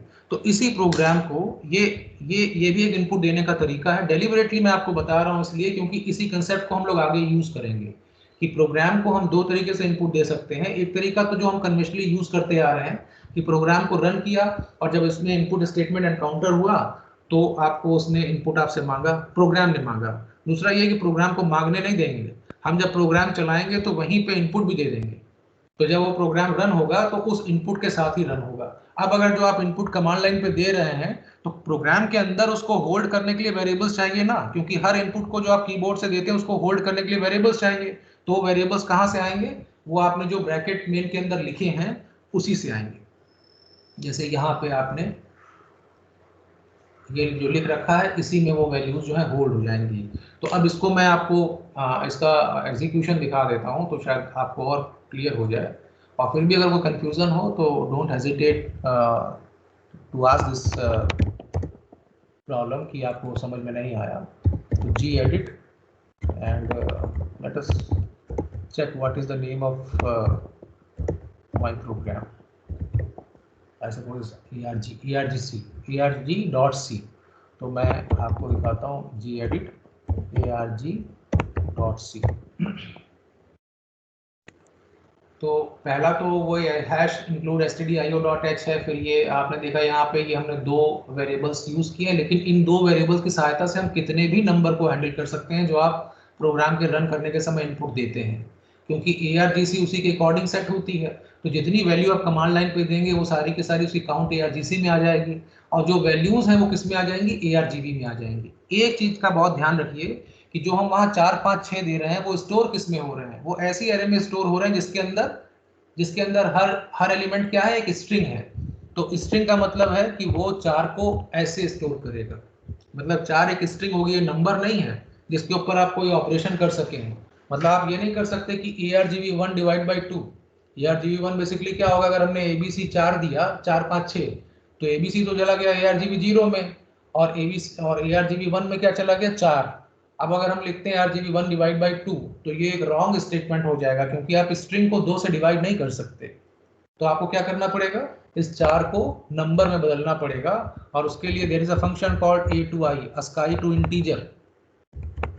तो हम यहाँ पे कुछ ऐसा लिखेंगे k is equal to a2i और ब्रैकेट में ARGB1। अगर हम ये कर दें तो इससे क्या होगा कि जो ARGB1 की वैल्यू है वो ASCII में है, लेकिन वो क्या बन जाएगी, इंटीजर बन जाएगी। तो वो 4 जो है न्यूमरल बन जाएगा और किसको असाइन हो जाएगा, k को। उसके बाद आप k/2 लिख सकते हैं, क्योंकि अब वो नंबर जो है वो स्ट्रिंग जो है वो कन्वर्ट हो गई है नंबर में। ठीक है, बहरहाल आप इसको देखें कि इसमें यहाँ पे हमने ये वेरिएबल्स लिखे हैं, ये वही प्रोग्राम है। अब इसको मैं सेव करके बाहर आ जाता हूँ एंड आई शो कि how can we execute this program. arg.c और -o और इसका नाम हमने arg रखा। अब इस प्रोग्राम को रन करते हैं, arg late us suppose I am giving 4 5 6, तो हमने कितनी वैल्यूज दी? 4। पहला तो प्रोग्राम का नाम, दूसरा नंबर 4, नंबर 5, नंबर 6, तो टोटल वैल्यूज कितनी हो गई? 4। Now you see what outcome we have got. Total command line arguments are, अच्छा इसको प्रोग्राम को हम डिस्प्ले भी कर लें साथ में, तो आपको कंपेयर करने में भी आसानी रहेगी आउटपुट में। तो arg.c, ठीक है। अब आप केवल इतने पे ध्यान दीजिए कि इस प्रोग्राम को हमने रन यहां से लेके यहां तक किया है। तो पहला स्टेटमेंट जो था वो तो हमने कंपाइल किया था, लेकिन रन जब किया तो क्या किया? यहाँ पे ये दिया arg456, तो ये कहाँ चला गया? 1 2 3 4, तो argc की वैल्यू कितनी सेट हो गई? 4। argv जो एरे है उसमें argv 0 क्या बन गया? argv 1 क्या बन गया? 4। argv 2 क्या बन गया? 5। argv 3 क्या बन गया? 6। तो ये तीनों असाइन हो गए। उसके बाद हमने यहाँ प्रिंट किया total command line arguments are, तो argc की वैल्यू प्रिंट कर दी। तो argc तो 4 सेट है क्योंकि आपने 4 ही वैल्यू दी थी, तो यहाँ पे आपको आंसर क्या आया? इसी का आउटपुट है ये, total command line arguments are 4, ये आ गया। अब नेक्स्ट है द एंटर्ड आर्ग्यूमेंट्स, और आपने यहाँ पे इस स्टेटमेंट के थ्रू इसको प्रिंट कर लिया। तो argv 0, argv 1, argv 2, argv 3 सब प्रिंट किए, तो आपको बारी बारी से सब मिल गए। 0 जो है arg है, 1 जो है 4 है, 2 जो है 5 है, और 3 जो है 6 है, और यही आपने दिया भी था कमांड लाइन पे। तो ये क्लियर है? Yes sir. Yes, sir. Yes, sir. Sir तो हमेशा तब E0 हम हमेशा अवॉइड करेंगे क्योंकि वो हमेशा फंक्शन का नाम ही होगा। हाँ हाँ यस, वो तो दैट डिपेंड्स कि what is the programming situation. हाँ, अगर वो जरूरत नहीं है तो आप उसको अवॉइड करेंगे, अगर जरूरत है तो आप उसको यूज करेंगे। अभी जब आप लाइनस को, हम आपको सी प्रोग्रामिंग या आईपीसी पढ़ाएंगे, इंटर प्रोसेस कम्युनिकेशन, जो कि सॉफ्टवेयर लैब 2 का पार्ट है, तो उसमें आप देखेंगे कि इसकी इंपॉर्टेंस है आगे, इसीलिए रखा गया है, वरना ये रखा क्यों जाता। ठीक है, तो आप केवल मैं यहाँ तक ही केवल रखता हूँ, and I share that file. जो मेरे पास जो फाइल है ये मैं आपको शेयर कर लूंगा व्हाट्सएप ग्रुप में, so that you can go through the syntax of different programs. Basically we have discussed only 2 program. One was the sample program of C, which was very simple program, और second ये वाला command line arguments का। इसके बाद भी अगर कोई confusion होता है तो please let me know, I will री एक्सप्लेन दैट। ठीक है, जब हम 2 नंबर का सम करेंगे तो कमांड लाइन आर्गुमेंट से अगर हम वैल्यू लेते हैं सर, हाँ हाँ कहाँ कैसे सर?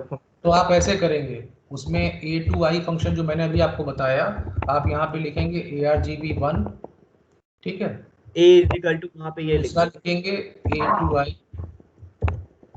argv2, क्योंकि आपके जो नंबर है वो प्रोग्राम के नाम के बाद आए, तो पहला नंबर तो argv1 में था, तो आपने a to i जो एक फंक्शन है वो क्या करता है, स्ट्रिंग को इंटीजर में कन्वर्ट करता है। तो जो आपने अभी जो मैंने ऊपर इनपुट दिया था arg456, तो 456 स्टोर कहाँ हुआ है? argv1 में 4 है, argv2 में 5 है, argv3 में 6 है। तो यहाँ पे क्या हो जाएगा, a to i क्या करेगा, पहले 4 को कन्वर्ट कर देगा न्यूमरल 4 में, और उसके बाद फिर ये प्लस साइन है, फिर अगला जो a to i है वो भी फंक्शन है, ये क्या करेगा, 5 को भी न्यूमेरिक 5 में कन्वर्ट कर देगा, तो 4 और 5 दोनों जुड़ जाएंगे, 9 बन जाएगा, और उसी को असाइन हो जाएगा, और फिर इसको आप प्रिंट कर दिए स्क्रीन पे, तो प्रिंट हो जाएगा। सर। इसके लिए कोई हेडर फाइल लगानी पड़ेगी अलग से a to i? नहीं, इसमें से ये कोई भी फंक्शन नहीं है, a to i के लिए करना पड़ेगा। a to i के लिए जो है stdlib में है ये, ठीक है, स्टैंडर्ड लिब में stdlib.h फाइल जो है आपको ऐड करनी पड़ेगी। stdlib. हाँ ठीक है, stdlib.h। तो I am ending my discussion here only. मुझे लगता है कि शायद एक दिन के हिसाब से ज़्यादा है, बट एनीवेज आई बिलीव कि आप कोशिश करेंगे टू अंडरस्टैंड, और अगर फिर भी कुछ प्रॉब्लम आती है तो please let me know, I read explain. और अगर किसी को, और कोई भी व्यक्ति, कोई भी स्टूडेंट इसको सीधे ऐसे नहीं मतलब मान ले कि ये हमें समझ में नहीं आया, नहीं, ऐसा नहीं हो सकता। आपको बार बार कोशिश करनी है, और I am telling you that better than me are available on internet, so do not rely upon me only that since SP Singh has taught me and lecture is over तो I am unable to understand, तो इसलिए मैं कैसे करूं?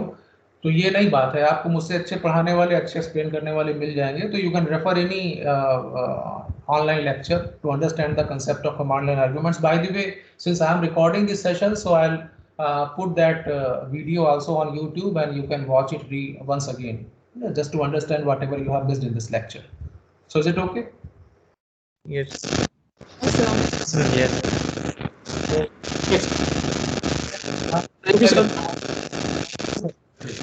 Thank you, sir. Thank you, sir. Thank you, sir.